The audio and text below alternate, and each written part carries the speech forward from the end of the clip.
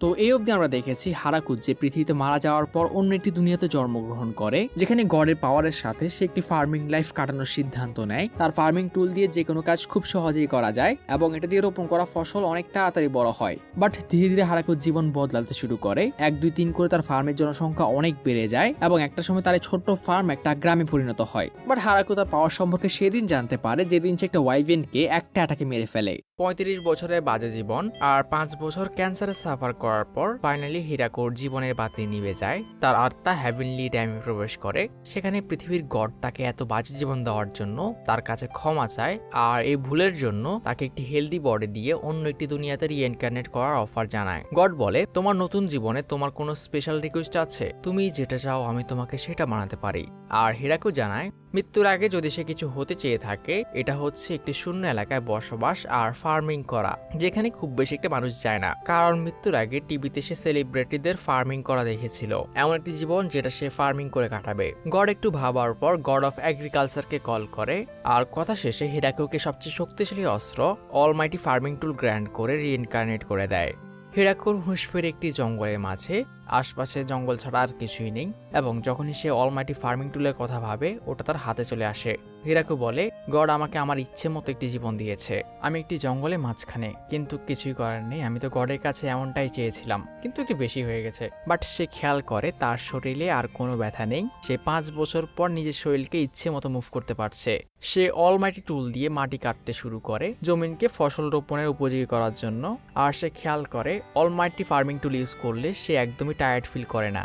কিন্তু তখনই তার মনে পড়ে এভাবে কাজ করলে হবে না। তার নিজের ক্যাম্প তৈরি করার জন্য এমন একটি জায়গা খুঁজে বের করতে হবে যেখানে পানি থাকবে আর একটু খোলা জায়গা। আর জঙ্গলে তো ভয়ঙ্কর প্রাণী থাকবেই, তো আমার আগে ক্যাম্পিং এর জায়গা বের করা উচিত। সে পুরো জঙ্গল স্ক্যান করে আর জঙ্গলের যে সবচেয়ে বড় গাছ ছিল ওখানে গিয়ে নিজের ক্যাম্প করার সিদ্ধান্ত নেয়। এটাই আমার ঘর হবে। চারপাশে সে পানির কোনো সাইন পায় না, তো সে ঠিক করে সে একটি কূপ তৈরি করবে। তো সে পৃথিবীর একটি ট্যাকটিক ইউজ করার চেষ্টা করে, কিন্তু এটা কাজ করে না। ছাড়ো, সে তার ফার্মিং টুলকে ডাকে আর যখন এটাকে শাবেল হতে বলে এটা শাবেল হয়ে যায়। আর এটা দিয়ে কিছুক্ষণ গর্ত করার পরেই সে পানির সন্ধান পেয়ে যায়। পানির জায়গা ঠিক করার পর সে তার গাছের চারপাশ পরিষ্কার করতে শুরু করে যেখানে সে কাল্টিভেট করবে।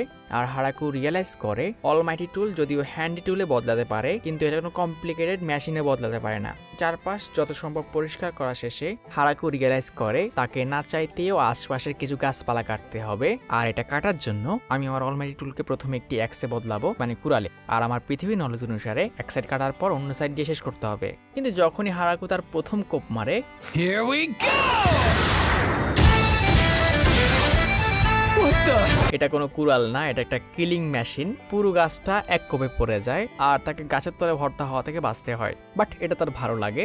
এখন গাছটাকে কাজে লাগানোর পালা। সে অলমাইটি টুলকে একটি অস্ত্র তৈরি করে নেয় এবং যখনই সে এটা গাছের উপর ট্রাই করে, এটা গাছকে বাটারের মতো কাটছে। আর যে হুকের মতো জিনিসটা দিয়ে আমি গাছ টানছি, জানি না এটাকে কি বলে, কিন্তু এটা দিয়ে আমি একটা গাছ টানতে পারছি। আর কিছুক্ষণের মধ্যে আমি অনেকগুলো উড ব্লক বানিয়ে ফেলি। আর এতে এত মজা যেন আমি কোনো ফার্মিং গেম খেলছি। গেমের মধ্যে তো গাছ কাটার পর কি ছোট ঘর বানাতে হয়, কিন্তু মনে হয় না আমি এটা করতে পারবো। আমার কাছে কোনো গ্লু বা নিডল কিছু নেই। আর তখনই সে খেয়াল করে কাজ করতে সে এত মজা পাচ্ছিল, দিন কখন চলে গেছে সে খেয়ালই করেনি। তাকে আগুন জ্বালাতে হবে। সে অলমাইটি টুল দিয়ে আগুন তৈরি করার চেষ্টা করে, কিন্তু এটা কাজ করে না। তখনই সে ম্যাগনিফাইং গ্লাস দিয়ে আগুন জ্বালানোর চেষ্টা করে, কিন্তু এতক্ষণে সূর্য ডুবে গেছে।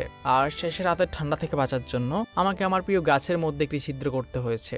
আর সারা রাত সে কিছু বেসিক বাসনপাত্র তৈরি করতে কাটায়। আর একটা কথা, আমি ভেবেছিলাম আমি রাতে অন্ধকারে কিচ্ছু দেখবো না, কিন্তু এই নতুন শরীরে আমি রাতে অন্ধকারে ভালোই দেখতে পাই। সকালে ওঠার পর আমি প্রথমে কূপ থেকে পানি খাই আর এরপর আমার আগুন সিকিউর করি যাতে কালকের ভুল আর না হয়, এবং দিনের প্রায় অর্ধেক আমার আশপাশের গাছপালাগুলো পরিষ্কার করতে কাটাই। যদিও আমার ফার্মিং টুল ইউজ করে কাজ করতে আমার বেশি কষ্ট হচ্ছে না, কিন্তু ধীরে ধীরে হলেও আমার হালকা ক্ষুধা আর ক্লান্তি অবশ্যই লাগছে। মানে আমি ইনভিজিবল তো না, এখন হয়তো আমার আশপাশে ঘুরে একটু শিকার করার চেষ্টা করা উচিত।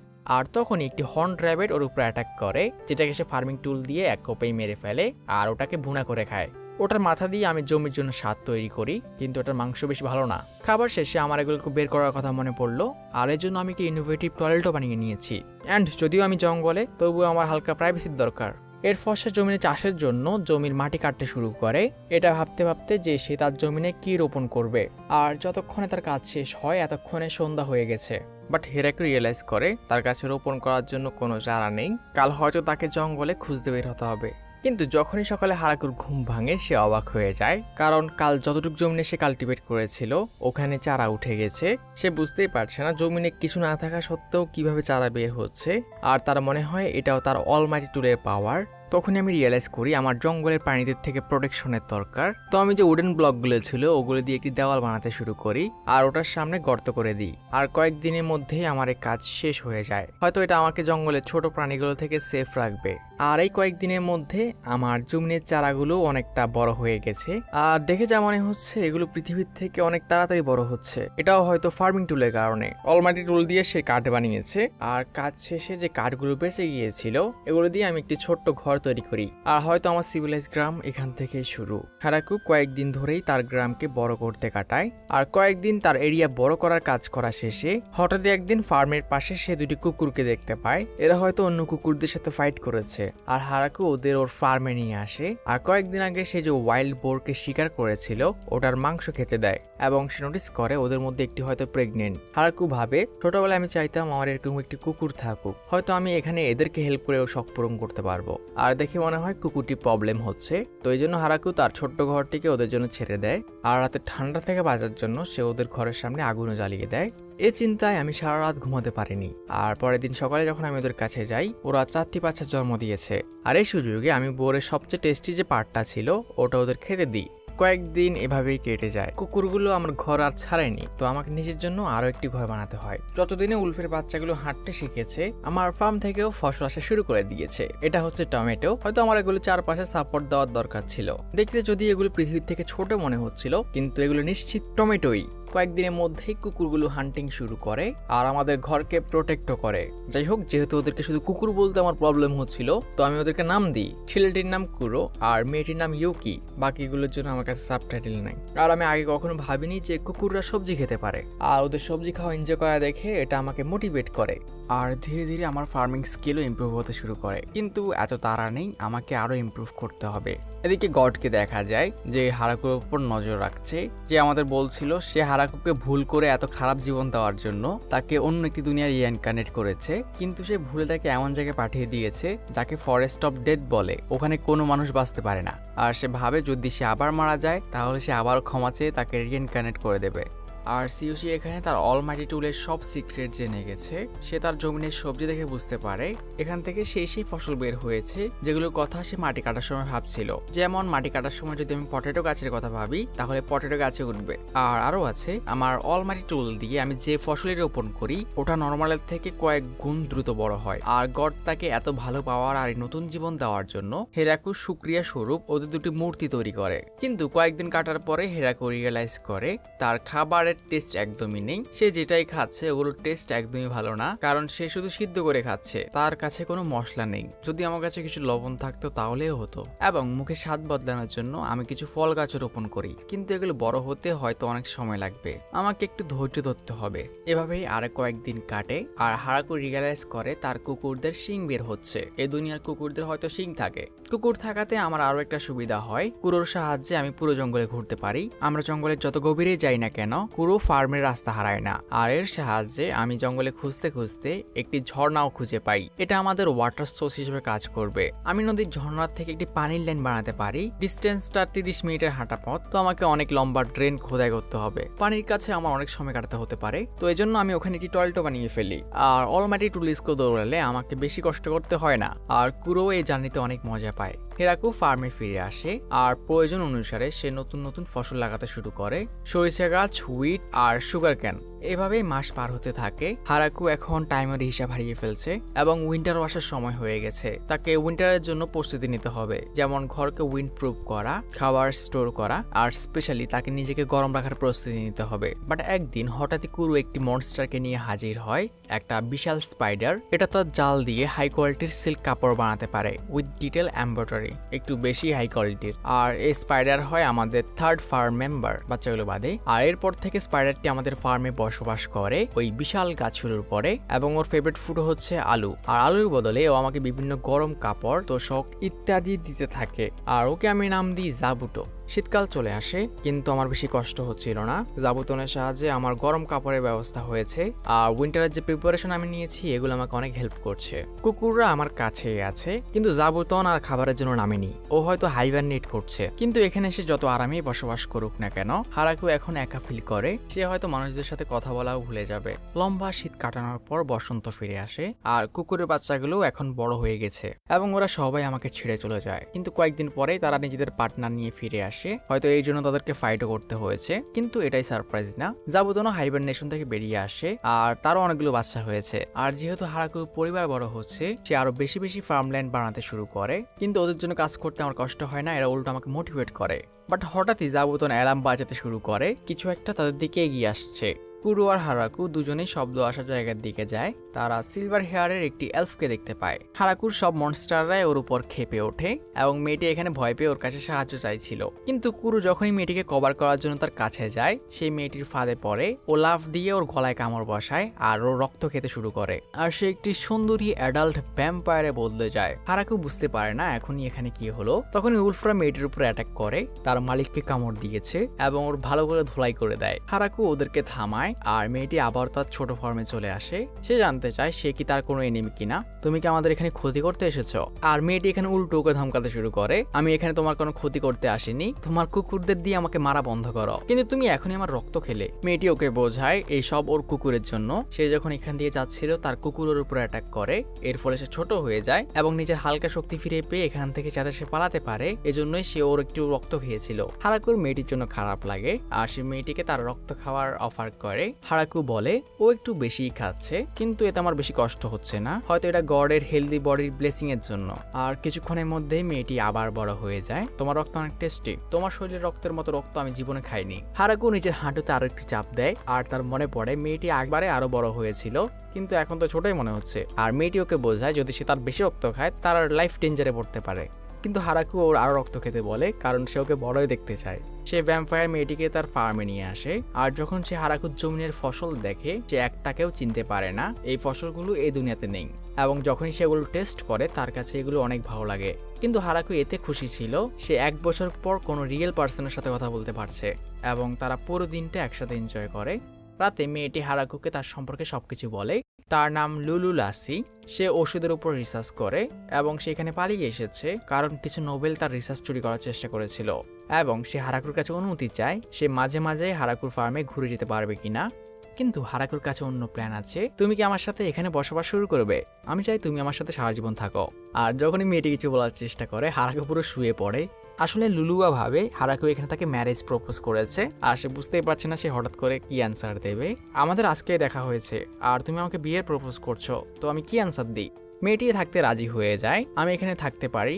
আর যখন হারাকু রিয়েলাইজ করে তার অফার বিয়ের মতোই শোনাচ্ছে, এবার সেও লজ্জা পেয়ে যায়। আসলে সে ভাবছিল মেয়েটিকে এখানে থাকতে বলবে, কিন্তু যখন মেয়েটি এটাই ভাবছে সে ডিনাই করে না, আর তারা বিয়ের জন্য রাজি হয়ে যায়। পরের দিন সকালবেলা হারাকু তার ফার্মের কাজ করছিল, তখনই তার ওয়াইফ এসে তাকে গ্রিটিংস করে এবং 42 বছর বয়সে 18 বছর শরীরে আমাদের হিরো প্রথমবার ওয়াইফের গুড মর্নিং এনজয় করে। কিন্তু হারাকু খেয়াল করে লুলা ছোট হয়ে আছে, আর যখন সে এর কারণ জিজ্ঞেস করে সে জানায় এটা তার প্রোটেকশনের জন্য। সে যদি বাচ্চা হয়ে থাকে তাহলে হারাকুকে টাচ করবে না, এক্স্যাক্টলি এটাই বলে। আর তারা এখানে তাদের নতুন ফার্মিং নিয়ে অনেক কথাবার্তা বলে। সে এখন একটি নতুন ডিশ মিষ্টি আলু তৈরি করার চেষ্টা করছে। ও হ্যাঁ, আর তুমি হচ্ছে আমার প্রথম ভিলেজার। এদিকে আমাদের একটি মেয়েকে দেখানো হয় যে ফরেস্ট অফ ডেটে যাওয়ার কথা বলছে, সে কাউকে ধরতে বের হয়েছে, আর এটা ওই জঙ্গল যেখানে আমাদের হিরো থাকে। পরের দিন সকালবেলা লুলা তার ম্যাজিক দিয়ে গ্রামের সবগুলো ঘরে লাইট লাগিয়ে দেয়, কিন্তু হারাকু এই প্রথম ম্যাজিক দেখছে, তো সে অনেক এক্সাইটেড এবং লুলা জানায় তার দুনিয়ার সবাই এটা করতে পারে। হারাকু সকালে খাবার তৈরি করে, কিন্তু লুনা জিজ্ঞেস করে তুমি খাবারে লবণ দিচ্ছ না কেন, এবং যখন হারাকু জানায় সে লবণ খুঁজেই পাচ্ছে না, লুনা এটা শুনে অবাক হয়। আর হারাকু বুঝতে পারে না সে এরকম হতাশ হয়ে কেন তাকাচ্ছে। আর লুনা দেখায় তাদের দুনিয়াতে মাটির এক স্তর নিচে লবণ থাকে, তুমি গর্ত খোঁড়ার সময় খেয়াল করনি?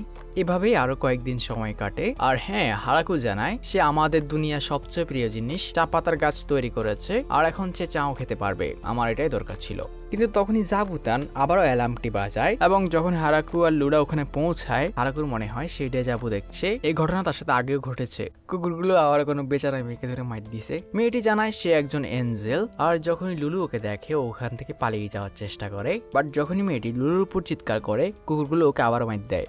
জানা যায় মেয়েটি এখানে লুলুকেই ধরতে এসেছে এবং তারা দুজনে এখানে কুকুরের কাছে মার খাওয়ার কথা বলে ডিপ্রেশন হয়ে যায়। এদের উপর কোনো স্পেল কাজ করে না, এদের সাথে ফাইটেও পারা যায় না। এবং যখন পরি লুলুকে হারাকুর কথা জিজ্ঞেস করে, লুলু জানায় এ হচ্ছে আমার হাজবেন্ড। আর হাজবেন্ড কথা বলে আমাদের লাল টমেটো লাল হয়ে আছে। হারাকু তার পরিচয় দেয়, আর মেয়েটি তার পরিচয় দেয় তার নাম টিয়া এবং সে একজন এঞ্জেল। আর সে লুলুকে ধরতে এসেছে কারণ তার মাথার উপর অনেক বড় বাউন্টি আছে। আর এই বাউন্টির কারণ হচ্ছে লুলু বিভিন্ন সময় বিভিন্ন এক্সপেরিমেন্ট করে, আর ওর এক্সপেরিমেন্টে মাঝে মাঝে কিংডম উঠতে থাকে। কিন্তু লুলু এখানে তার কথা কেটে টিয়াকে বলে, এক কাজ করো, তুমি আমাদের সাথে থাকতে শুরু করো। আর সে ওকে হারাকুর ফার্ম দেখাতে নিয়ে যায়, তারা কি কি সবজি উৎপাদন করে, এটা এই ক্ষেত, ওটা ওই ক্ষেত, আর এটা জাবুতন। আর সে অজ্ঞান হয়ে যায় কারণ জাবুতনও একটি লেজেন্ডারি পাওয়ারফুল মনস্টার। হারাকু লুলাকে তার ফার্মের ক্যাবেজ খেতে দেয় এবং এটা লুলার কাছে অনেক ভালো লাগে কারণ এই দুনিয়াতে ক্যাবেজ নেই। তারা তিনজন সারাদিন ফার্মে কাজ করে এবং যখন বিকালে পরিষ্কার হওয়ার কথা আসে, হারাকু দেখে ওরা ম্যাজিক ইউজ করে পরিষ্কার হচ্ছে এবং ওর হিংসা হয় কারণ সে ম্যাজিক ইউজ করতে পারে না, তাকে আমাদের মতে গোসল করতে হয় সপ্তাহে একবার। ঘরের মধ্যে তারা লুলাকে প্রথমবার স্ট্রবেরি খাওয়ায়, এটাও সে প্রথমবার দেখেছে আর তার এটা অনেক ভালো লাগে। আর লু এই সুযোগে তাদেরকে আবারও তাদের সাথে থাকার কথা বলে কারণ একা সে সবকিছু সামলাতে পারবে না। And they start living together. তারা হারাকুকে তাদের ম্যাজিক দিয়েও ব্যারিয়ার বানাতে সাহায্য করে, তাদের নতুন জীবনের সূচনা। টিয়া লুলুর সাহায্যে হারাকুর কাজ এখন অনেক সহজ হয়ে গেছে কারণ তারা ম্যাজিক ইউজ করতে পারে। টিয়া হারাকুকে তাদের স্ট্রবেরি ক্ষেত বাড়াতে বলে কারণ তার স্ট্রবেরি অনেক বেশি পছন্দ। কিন্তু হারাকু জানায় আমাদের অনেক ফসল আছে আর তিনজনের পক্ষে এর থেকে বেশি জমিন সামলানো সম্ভব না। এবং টিয়া কিছু একটা ভাবে। হাঁটতে হাঁটতে হারাকু খেয়াল করে কুকুর বাচ্চাদেরও বাচ্চা হয়েছে, এখন তার ফার্ম ওদের জন্য ছোট হয়ে যাবে। তো সে ডিসাইড করে তার ফার্মের পাশে সে ওদের জন্য একটি জায়গা তৈরি করে দেবে। আর যখনই তার কুকুরদের জন্য ঘর বানানো শেষ হয়, সে নোটিস করে জাবুতনের বাচ্চারা ওকে গুড বাই করে ওখান থেকে চলে যাচ্ছে এবং হারাকু এখানে বুঝতেই পারছে না সে কুকুর বংশদের নাম কিভাবে দেবে। তখনই টিও এসে জানায় সে একটু বাইরে যাবে আর কয়েকদিনের মধ্যেই ফিরে আসবে। আর মুহূর্তের মধ্যে চিয়াশুর ঘর খালি।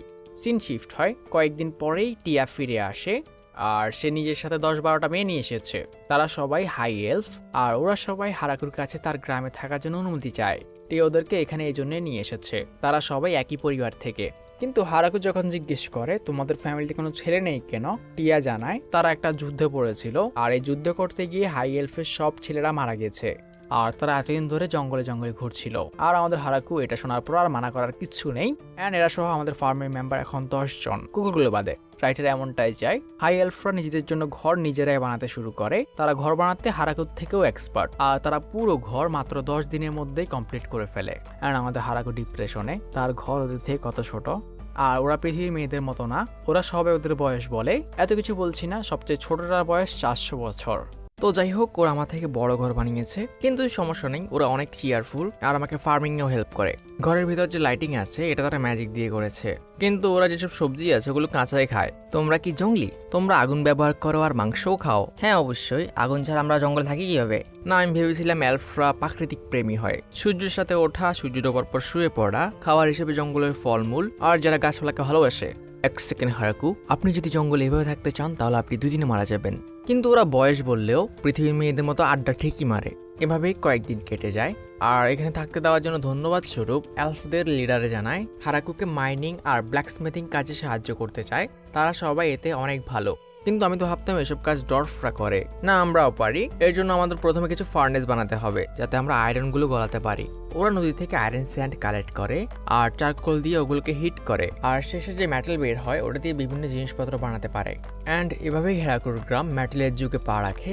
তাহলে তোমরা সবকিছু করতে পারো। হ্যাঁ, তুমিও পারবে যদি তোমাকে 200 বছর জঙ্গলে বসবাস করতে হয়। কিন্তু একটা জিনিস আমরা করতে পারি না, একটা জায়গায় বসে রিপ্রোডিউস করা, তাদের জনসংখ্যা বাড়ানো। আচ্ছা, তোমরা একটা জিনিসটা ঠিক করে ফেলেছ, আর ওর পরের কথাটা নিয়ে আমি ভাবতে চাই না। বুঝে যায় আমাদের হিরো লয়াল, একটা ওয়াইফে স্যাটিসফাইড। যাই হোক, হঠাৎই একদিন একটা পিঙ্ক হেয়ারের এলফ আসে আর সে জানায় সে কিছু রুটি বেক করতে চায় এবং হারাকু এটা শুনেই খুশি যে কেউ রুটি বানাতে পারে। আর হারাকু কনফার্ম করে তাদের কাছে ফ্লাওয়ার আছে যেগুলো সে প্রসেস করে রেখেছে অলরেডি। আর এভাবেই হারাকুর ফার্মের প্রথম রুটি তৈরি হয়। আর হারাকুর মনে হয় তার উইট ফিল আরো বাড়ানো উচিত। অ্যান্ড এতদিন পর সে রিয়েলাইজ করে, সে লুলুকে জিজ্ঞেস করে এই জমিনটা কার? তুমি জঙ্গলের কথা বলছো? আই থিঙ্ক এটা ডিমন কিং এর। আর ডিমন কিং এর নাম শুনেই হারাকু ভয় পেয়ে যায়। সে জানতে চায় সে কোনো অনুমতি ছাড়া যে জঙ্গল ব্যবহার করছে এতে কোনো প্রবলেম হবে কিনা। আর লুলু জানায় যদি তুমি ডিমন কিং এর থেকে কোনো হেল্প নিয়ে না থাকো তাহলে কোনো প্রবলেম হবে না। রাতের বেলা মেয়েরা আবারও মেইলি কথাবার্তা শুরু করে, যেটা আমি একদমই শুনতে চাই না, বাট শুনতে হবে। হারাকু হয়তো অনেক স্পেশাল, সে কিভাবে এত বড় জায়গা তৈরি করলো আর সে কিভাবে বা ওই ইনফর্নো উলফগুলোকে টেম করেছে। হ্যাঁ, আমাদের কুকুরগুলোর নাম হচ্ছে ইনফর্নো উলফ। আর শুধু এটাই না, তার কাছে একটা ডিমেন স্পাইডারও আছে। এলফ বলে আর এই সবজিগুলো এখানে হওয়ার কথা না, আমাদের ওর থেকে এটা জানা উচিত। আর তারা দুজনই হারাকুর ওয়াইফকেও এই কথা জিজ্ঞেস করে হারাকুর অরিজিন কি, অ্যান্ড সে বলতে পারে না। এদিকে আমাদের হারাকু অন্য কিছু নিয়ে ব্যস্ত। তার মনে পড়ে সে ওই ওয়াটার লাইন নিয়ে অনেক দিন ধরেই কাজ করছে না, মেয়ে দেখার পর মুড সুইং। আর কাল থেকে সে ওটা নিয়ে আবারও কাজ শুরু করতে চায়। পরের দিন সকালবেলা, আর হ্যাঁ, আমাদের গ্রামটাকে দেখে নাও। এটা হচ্ছে আমাদের ফার্মিং ভিলেজ, এটা হচ্ছে এলফদের ঘর, এটা আমাদের ফসলের মাঠ, এটা হারাকুর ঘর, এটা কুকুরদের, আর অপর সাইডে কুকুরদের পুরো এরিয়া। হারাকু কাজের জন্য বেরিয়ে পড়ে, কিন্তু হঠাৎই জাবুতন তাকে ডাকে। সে একটি বিকে ধরেছে, তুমি এটাকে রাখতে চাও? যা শুনে মনে হয় হারাকু জাবুতনের কথা বুঝতে পারে। আর এখানে বিটির অবস্থা অনেক খারাপ, বেচারা ভয়ে কাঁপছে। ও, এটা আর ফাইট ব্যাক করবে না, তাহলে রাখতে পারো। যখনই এখানে রাখার কথা শুনে বেচারা মৌমাছির চোখ খুশিতে জল করে ওঠে। হারাকু ওদের জন্য একটি ঘর তৈরি করে দেয়। ওরা মুহূর্তের মধ্যে একটি বি হাইস তৈরি করে। আর হ্যাঁ, কুইন বি বাদে বাকিগুলোর সাইজ নর্মাল। হারাকু একটি পুকুর তৈরি করে। সে এলফদের লিডারকে বলে, আমি এখান থেকে 30 মিনিটের হাঁটা পথ, এত দূরত্বে একটি ঝর্ণা দেখেছি, আর আমি একটি ড্রেন তৈরি করছি পানি এনে স্টোর করার জন্য। কিন্তু এই কয়েকদিন আমি অন্য কাজ নিয়ে এত বেশি ব্যস্ত ছিলাম, আমি ওটা নিয়ে কাজই করতে পারিনি। আর এলফদের লিডার জানায় তারা এতে সাহায্য করবে। এলফ লিডার জিজ্ঞেস করে, তুমি ওটা কি দিয়ে বানানোর প্ল্যান করছো? আমি তো এখানে পাথর দিয়ে বানানোর কথা ভাবছি, কিন্তু পাথরই পাচ্ছি না। তাহলে আমরা কাঠ ইউজ করতে পারি। হ্যাঁ, তোমার কাছে অনেক কাঠ আছে, কিন্তু কাঠ দিয়ে পানি লিক হতে পারে। তাহলে কি করা যায়? আর হারাকু তার অলমাইটি টুল দিয়ে মাটিকে হার্ড করে একটি স্তর তৈরি করে, যেটা কংক্রিটের মতো কাজ করবে, হয়তো এর থেকেও শক্ত। কংক্রিট কি জিনিস হারাকু? ও, এটা নিয়ে ভেবো না। আর হ্যাঁ, মাটির প্রবলেম হবে না। আমি যে পুকুর তৈরি করেছি ওখান থেকে অনেক মাটি বের হয়েছে। আর হারাকু এলফদের সাহায্যে মাস প্রোডাকশন শুরু করে। ওরা মাটি এনে দেয় আর হারাকু এগুলোকে কম্প্যাক্ট করে। আমরা নদীর পাশে একটি ওয়াটার গেট তৈরি করি, আর যে গর্ত আমরা খুঁড়েছি ওখানে কম্প্যাক্ট হওয়া মাটিগুলো রেখে দিই। এর সাহায্যে পানি এখন ইজিলি আমাদের এখানে ট্রাভেল করতে পারবে। আর শেষে আমি পুরো লাইনটাকে একসাথে কম্প্যাক্ট করে দিই, আর সবার সাহায্যে এটা কয়েকদিনের মধ্যেই হয়ে যায়। এখন হয়তো আমরা অনেক লম্বা সময় কোনো পানির শর্টেজ দেখবো না। পুকুরটা কিছুক্ষণের মধ্যে ভরে যায়। এর থেকে তারা এখন তাদের ফসলের মাঠেও পানি দিতে পারবে। আর নদীর অ্যাক্সেসের পাশাপাশি এই ড্রেন দিয়ে মাঝে মাঝে মাছও আসে। যদিও এটাকে ভয়ঙ্কর জঙ্গল মনে করা হয়, কিন্তু মাছগুলো নর্মাল। অন্তত এই সিনের আগে ভেবেছিলাম। হারাকু বড় মাছটাকে রান্না করে, কিন্তু বাকি সবাই এগুলো খেতে ভয় পাচ্ছে। না না, তুমি খাও, তুমি খাও। আর হারাকু যখন এটা খেয়ে দেখায়, প্রথমে তার প্রথম ভিলেজার আর এরপর সব এলফরা ওখানে পৌঁছে যায়। তাদের এখন খেতে কোনো প্রবলেম নেই। হারাকু টেস্টিং এর জন্য অল্প একটু ধান চাষ করে, আর এটা সত্যি উঠেছে। আর ধানের সবচেয়ে বড় সমস্যা, এতে অনেক বেশি পানি লাগে। কিন্তু হারাকু এখন পুরোপুরি প্রিপেয়ার, তার কাছে পানির কোনো অভাব নেই। হারাকু কাল্টিভেশন শুরু করে, আর বাকি সবাই অডিয়েন্স হয়ে দেখছে। ওকে টায়ার্ড ফিল করে না। মাটি কেটে রেডি করার পর এরপর সে পানির লাইন খুলে দেয়। অ্যান্ড সবাই এখানে কনফিউজ, সে কি করতে চেষ্টা করছে। কেউ বলে মাছ চাষ, কেউ বলে এটা, কেউ বলে ওটা। আসলে এই দুনিয়াতে ধানও নেই। আর হারাকুর ইনস্ট্রাকশন আর সব মেয়েদের সাহায্যে তারা পুরো জমিনে ধানের চারা লাগিয়ে দেয়। আর জানি না এটা কি আমার পানির জন্য নাকি আমাদের অলমাইটি ফার্মিং টুলের জন্য, কয়েকদিনের মধ্যেই আমাদের ধান পেকে অবধি যায়। আর সবার সাহায্যে ধান কাটা মুহূর্তের মধ্যেই শেষ। আর বাকি প্রসেস ওরা কি বলে আমি নিজেও বুঝি না, কিন্তু রেজাল্ট দেখে হারাকু অনেক খুশি। চালগুলো অনেক সুন্দর হয়েছে। এখন কি আমরা এগুলো খেতে পারি? না, আমাদের এগুলোকে রান্না করতে হবে। হারাকু ওর ওয়াইফকে আগুন জ্বালাতে বলে, কিন্তু পুরো দুনিয়া জ্বালানোর কথা ভাবছিল। মানে বড় ধরনের আগুন তৈরি করবে। আমার হালকা একটু আগুন হলেই হবে। আর সবকিছু প্রিপেয়ার হওয়া শেষে হারাকু সবার জন্য রাইস বল তৈরি করে, যেগুলো সবার কাছে অসম্ভব সুস্বাদু ফিল হয়। এটা হচ্ছে আমার এই দুনিয়াতে আসার পর সবচেয়ে খুশির মোমেন্ট। এখন খাওয়ার সময়। কিন্তু আমার খাবার কোথায়? এটা কি এতই ভালো হয়েছিল? সব মেয়েরা হ্যাঁ জানায়। তারা আরো ধানের চারা লাগিয়ে দেয়। আর আবারও সিউসির হিংসা হয়, কারণ সব মেয়েরা ম্যাজিক ইউজ করে পরিষ্কার হচ্ছে। কিন্তু এর বদলা হিসেবে হারাকু ঠিক করে সে একটি ব্যাত তৈরি করবে। সে এর জন্য প্ল্যান শুরু করে। যা শোনার পর সব মেয়েরা ভাবে তারা তো নর্মালি নদীতে গিয়ে গোসল করতে পারে। আর হারাকু ওদেরকে মনে করায়, তোমরা যদি শীতকালে এটা করতে চাও তোমরা সবাই বরফে জমে যাবে। আর সব মেয়েদের রাজি করানোর পর হারাকু তার কনস্ট্রাকশন শুরু করে। পানি গরমের জন্য একটি ফার্নেস তৈরি করা হয়, আর রাখার জন্য একটি বাথটাব। কিন্তু হারাকুর নেক্সট কনসার্ন হচ্ছে তারা গোসল করার পর যে পানি থাকবে ওটা কি নদীতে রিটার্ন করা ঠিক হবে কিনা। আর তখনই টিয়ে এসে জানায়, তোমার এটা নিয়ে চিন্তা করার দরকার নেই, এই জন্য আমরা স্লাইমকে ব্যবহার করতে পারি। স্লাইম পানিকে পরিষ্কার করতে পারে। পারে, আর ওই পরিষ্কার পানি আমরা নদীতে রিটার্ন করতে পারি। পরের দিন সকালে টিয়া আবার উড়ে যায় আর হারাকুর জন্য কয়েকটা স্লাইম নিয়ে আসে। কয়েকটাকে পানি পরিষ্কারের এরিয়াতে রাখা হয় আর কয়েকটা বাথরুমে। আর এভাবেই পানির প্রবলেম সলভ। আগুনের জন্য কাঠ কালেক্ট করতে গিয়ে হারাকু কয়েকটা মাশরুম নোটিস করে। হারাকু আসলে মাশরুম খেতে চায়। হারাকু তার গ্রামের লোকদেরকে জিজ্ঞেস করে, কিন্তু তার গ্রামের এক একজন তাকে এক এক মত দিয়েছে, এগুলো পয়জনাস হতে পারে। শেষে হারাকু বাধ্য হয়ে কাঠের উপর তার ফার্মিং টুল ইউজ করে আর সীতাকে নামে কোনো মাশরুমকে উঠতে বলে। আর এটা থেকে কুরু ভাবে যে তার মালিকের কি হয়েছে। পরের সিনে হারাকু সবাইকে কিভাবে ব্যাথ ইউজ করতে হয় বুঝাচ্ছিল। প্রথমে নিজেকে পরিষ্কার করো, এরপর পানিতে নামতে হবে। বাট এলফদের লিডার বলার থেকে ভালো তুমি করে দেখাও। আর হারাকু না চাইতো সবাইকে এটা প্র্যাকটিক্যালি করে দেখায়। লাস্ট টাইম এভাবে কোন দিন আমি আনন্দ করেছিলাম। পৃথিবীতে আমার কন্ডিশনের কারণে আমার ব্যাথে যাওয়া নিষেধ ছিল, কিন্তু এটা অনেক আরামদায়ক। সব মেয়েরা ওর সাথে ব্যাথে জয়েন করে। হারাকুর লজ্জা এখান থেকে উঠে যেতে চায়, কিন্তু তার বইয়ে থাকতে বলে, কারণ এইভাবে তাদেরকে আর দ্বিতীয়বার পানিকে হিট করতে হবে না। বাট হ্যাঁ, সকালবেলা হারাকু দেখে তার মাশরুম উঠে গেছে। সে যে কাঠের উপর ওই দিন হাতুড়া মারছিল। কিন্তু আমাদের জনসংখ্যা বাড়ানো উচিত, তো রাইডার আমাদের জন্য আরো 5টা এলফকে পাঠায়। অথর আই থিঙ্ক এলফ নিয়ে অবসেসড। আর এই এলফরাও হারাকুর ফার্মে জয়েন করতে চায়। আমরা আপনার সাথে থাকতে পারি? কেন নয়, আসো। এরা সবাই অন্য পরিবার থেকে, আর হ্যাঁ, এদের সাথেও কোনো ছেলে নেই। আর এলফ লিডার জানায় তারা ওদের জন্য একটি ঘর তৈরি করে দেবে এবং পাশাপাশি হারাকু আর লুলুর জন্য একটি নতুন ঘর তৈরি করবে। আর এলফ লিডার ঘোষণা করে তারা ঘর তৈরি করার পর বাচ্চা বানানো শুরু করবে। হারাকু মনে মনে ভাবে, আমি জানি না ওরা বাচ্চা কিভাবে বানাবে, কিন্তু আমি এটা নিয়ে ভাবতেও চাই না, আমিও না। এদিকে আমরা কুরোর আওয়াজ শুনতে পাই। আমি জানি না আমার মাস্টারের পরিবারে শুধু মেয়ের পর মেয়ে অ্যাড হচ্ছে, কিন্তু এতে আমার কোনো প্রবলেম নেই। আমার মাস্টারের সাথে দেখা হওয়ার আগে আমি জঙ্গলে বসবাস করতাম। আমার সারা জীবন আমি অনেক লড়াই করেছি, কিন্তু কোনো লড়াইয়ে হারিনি। কিন্তু একদিন একটা মেয়ের কাছে আমি মার খাই আর আমরা একসাথে থাকতে শুরু করি। কিন্তু একদিন আমাদের একটা ভাল্লুকের সাথে লড়াই হয়, যাকে সবাই এই জঙ্গলের রাজা বলে। ওর কাছে হারার কারণে আমরা অনেক আহত হয়ে যাই। আর এভাবে একদিন আমাদের মাস্টারের সাথে দেখা হয়। উনি আমাদেরকে খাবার দেন, আমাদের আশ্রয় দেন। আর তখনই আমি নোটিস করি ওনার হাতে যে অস্ত্রটা আছে ওটার থেকে লিমিটলেস পাওয়ার বের হচ্ছে। আর ওনার জেনারসিটির কারণে আমরা ওনাকে আমাদের মাস্টার বলে স্বীকার করি। আর কয়েকদিনের মধ্যেই উনি আমাদেরকে পরিবার হিসেবে অ্যাকসেপ্ট করে নেন। আর হ্যাঁ, ওনার খাবারগুলো অনেক টেস্টি। কিন্তু আমার জন্য সবচেয়ে মজার বিষয় হচ্ছে আমাদের মাস্টার জানে না যে আমরা কত ভয়ঙ্কর মনস্টার, ইনফার্নো উলফ। কিন্তু উনি আমাদের কি সব কুকুর বলে ডাকে। বাট এতে আমার কোনো প্রবলেম নেই, আমি শুধু ওনার পাশে থাকতে চাই। কয়েকদিনের মধ্যেই হারাকুদের নতুন ঘর রেডি হয়ে যায়। আর হারাকুর মনে পড়ে এর জন্য তাকে কত কষ্ট করতে হয়েছে, কত গাছ কাটতে হয়েছে, কত গর্ত ঘুরতে হয়েছে। বাট শেষ অবধি ঘরের সাইজ দেখে সে খুশি। এলফরা হারাকুকে পুরো ঘর ঘুরিয়ে দেখাতে শুরু করে। মাঝখানে ডাইনিং রুম, পিছনে কিচেন, ডান সাইডে সিউসি লিভিং রুম, আর অপর সাইডে বাইরে আড্ডা দেওয়ার জন্য একটি গার্ডেন প্লেস। আর ওখানে রান্না করারও ব্যবস্থা আছে। শীতের জন্য কাঠ রাখার জন্য একটি সুন্দর জায়গা আছে।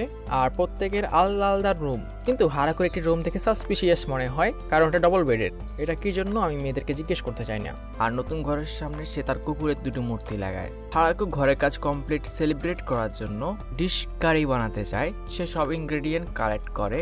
আর যখন মেয়েরা এই ডিশ সম্পর্কে জিজ্ঞেস করে, হারাকু যখন এটার ইনগ্রেডিয়েন্ট সম্পর্কে বলে, ওরা ভয় পেয়ে যায়। হারাকু তার মশলার জমিনে যায়। এখানে সে বিভিন্ন ধরনের স্পাইস লাগিয়েছে।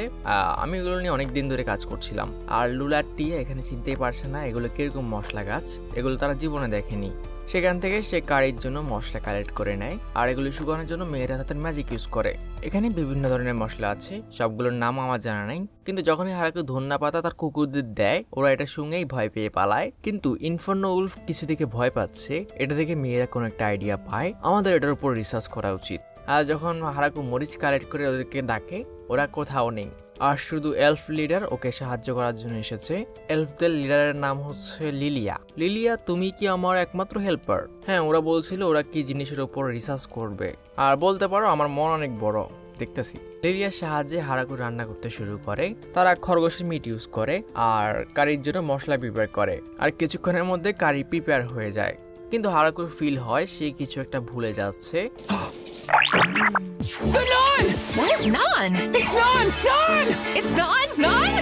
আর রান্নার গ্রানে কয়েকজন অডিয়েন্স ওখানে এসে পড়েছে। তো হারাকু নান রেডি করতে শুরু করে। কিন্তু বেশি ওয়াইফ থাকলে একটা সমস্যা, হারাকু হিসেব করতে পারছে না তার কতটুকু আটা বানাতে হবে। আমি, লু, টিয়া আর সব এলফ এন্ড রেজাল্ট হচ্ছে সে জানে না তাকে কতগুলো রুটি বানাতে হবে। তবুও হারাকু নান তৈরি শুরু করে, যেটা আমি রিসেন্টলি বানানো শিখেছি, আর কিছুক্ষণের মধ্যেই সব নান প্রিপেয়ার হয়ে যায়। এদিকে লু আর টিয়া তাদের রিসার্চ শেষ করে এসেছে। ইনফর্নো উলফরা এগুলোতে ভয় পাচ্ছে, কিন্তু সবাই এক জায়গায় এরকম দাঁড়িয়ে আছে কেন? আর সব মেয়েরা রান্নার জায়গায় একত্র হয়। বরাবরের মতোই প্রথমে সবাই ট্রাই করতে ভয় পাচ্ছে, বাট যখনই হারাকু খেয়ে দেখায় ওরা সবাই খেতে শুরু করে। অ্যান্ড প্রথমবার খাবারে আমরা একটা নর্মাল রিয়াকশন পাই, মানে নর্মালের থেকে একটু উপরে, কিন্তু ঠিক আছে। হারাকু চোখ বন্ধ করে বলতে শুরু করে, সমস্যা নেই, এটার টেস্ট অনেকটাই আলাদা, তো অনেকেরই পছন্দ না হতে পারে। কিন্তু সবাই সেকেন্ড পোর্শনের জন্য লাইন ধরে দাঁড়িয়ে আছে। আর বরাবরের মতোই হিরোর কপালে জুটে একটা রুটি। অ্যান্ড এট দ্য এন্ড সবাই খুশি, তারা এটা আবারও খেতে চায়। শীত কাছে এসে পড়েছে, গরম থাকার জন্য আমরা যথাসম্ভব ফায়ার উড কালেক্ট করে নিয়েছি। আর শীতে যেহেতু জাবুতন হাইবারনেট করে, এজন্য হারাকু তাকে কিছু আলু দিয়ে এক্সট্রা ব্ল্যাঙ্কেটও নিয়ে নেয়। লু আর টিয়া তাদের ম্যাজিক দিয়ে মাংস শুকাচ্ছে, আর হারাকুর আবারও হিংসে হয়, সে ম্যাজিক করতে পারে না। এদিকে শীতে যেহেতু কুকুররা শিকার করতে পারবে না, এজন্য আমরা যত সম্ভব মিটও স্টোর করে নিচ্ছি।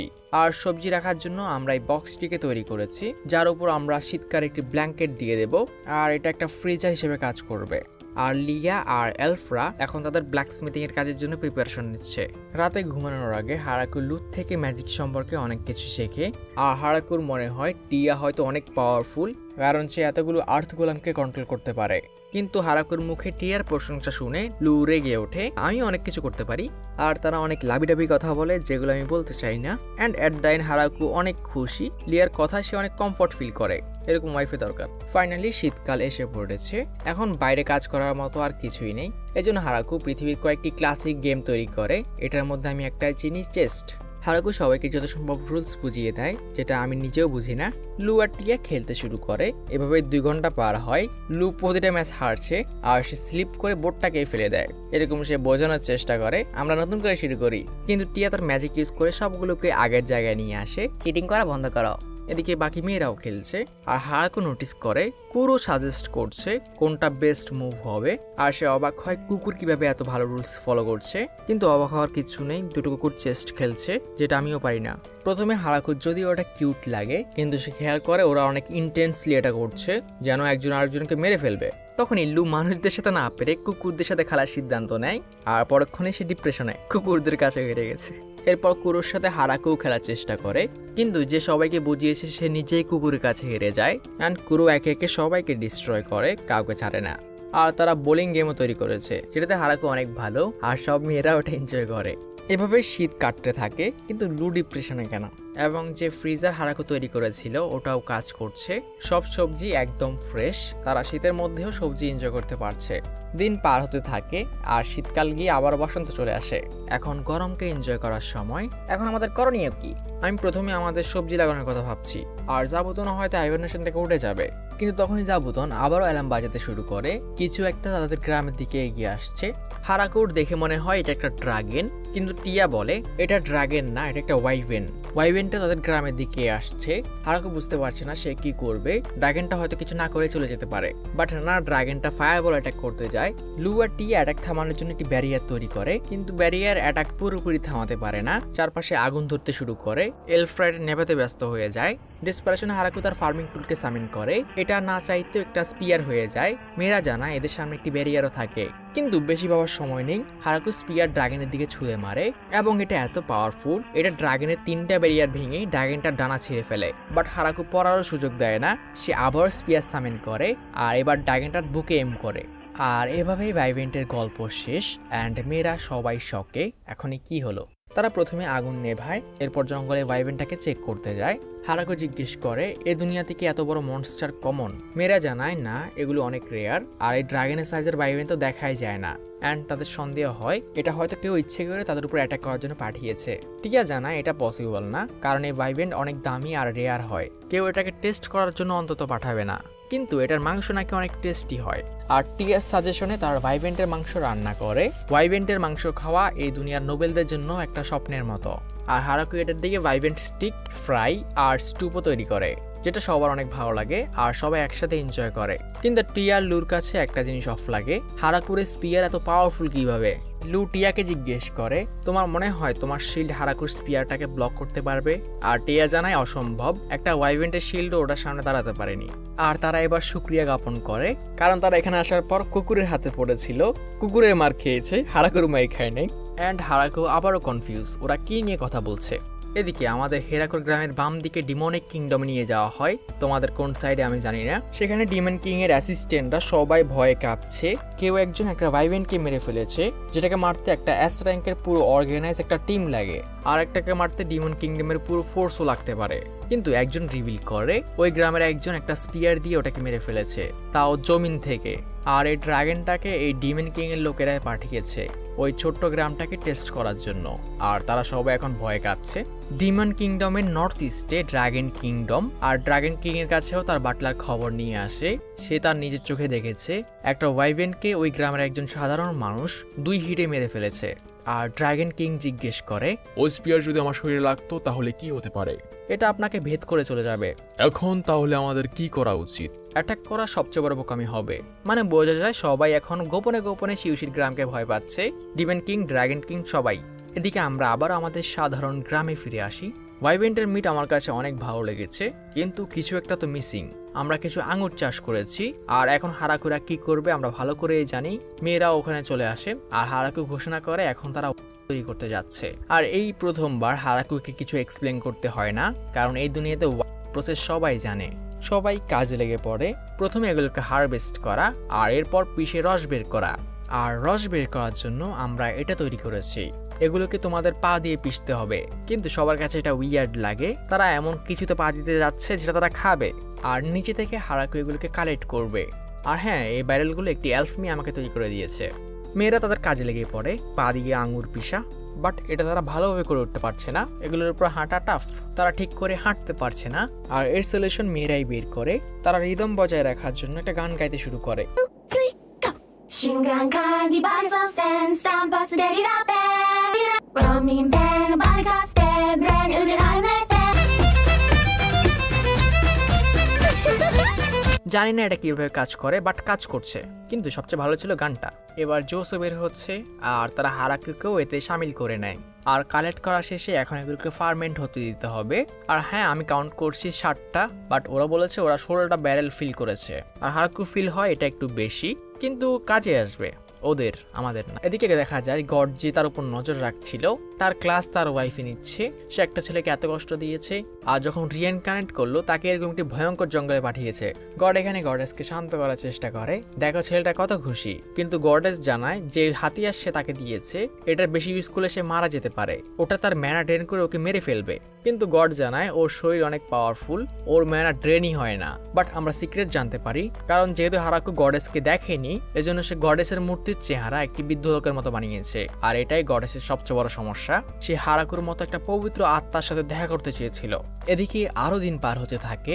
হঠাৎই একদিন জাবুতন আবারও বেল বাজায়, আর হারাকু যখনই ওখানে যায় তার আবারও ডেজাবু হয়। আর গেস করো কি, আরো একটা মেয়ে। আর দেখা যায় এটা লুলুর বোন, এজন্যই তারা একরকম দেখতে। হারাকু নিজের ওয়াইফের বোনকে তার ঘরে নিয়ে আসে। এই সম্পর্ককে কি বলে আমি ভুলে গেছি। আর মেয়েটি জানায় সে এখানে এই জন্য এসেছে কারণ সে খবর পেয়েছে একটি কালো মনের এঞ্জেল তার বোনকে এই জঙ্গলে ধরতে এসেছে।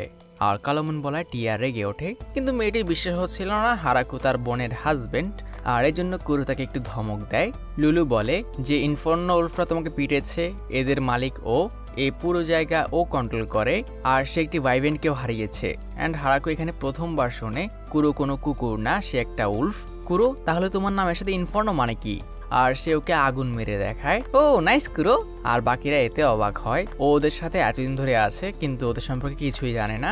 হারাকু ফ্লোরার কাছে ক্ষমা চায়, তার কুকুরের হাতে সে মার খেয়েছে, আর ক্ষমা স্বরূপ সে তার সব বেস্ট খাবার ওকে অফার করে। ফ্লোরার কাছে খাবারগুলোর টেস্ট অনেক ইউনিক লাগে, আর এখানকার অনেক ফুডই সে চেনে না। হারাকু ওকে বোঝায় এটা টোফু, যেটা ফার্মেন্টেশনের মাধ্যমে বানানো হয়। আর তারা প্রথমবার ফার্মেন্টেশন শব্দ শুনে অবাক হয়। এটা মাইক্রো অর্গানিজমের কারণে হয়, যেমন এই ফার্মেন্টেশনের কারণেই ওয়াইন, চিজ এগুলো তৈরি হয়। আর হারাকু আমাদের ওদের বলে এই দুনিয়াতে ফার্মেন্টেশনের জিনিসপত্র এক্সিস্ট করলেও এটার প্রসেস মানুষরা জানে না। আর হারাকু যখন তাকে এটা এক্সপ্লেন করতে শুরু করে মেয়েটি অনেক এক্সাইটেড হয়ে ওঠে আর জানা যায় সে উল্লুর মতো এক্সপেরিমেন্ট পাগল। কয়েকদিন এখানে হারাকুর কাছ থেকে এসব শেখার পর ফ্লোরা ফিরে যায় আর 1 মাস পর মেয়েদের একটি আর্মি নিয়ে আসে, সাথে কিছু কুকুর।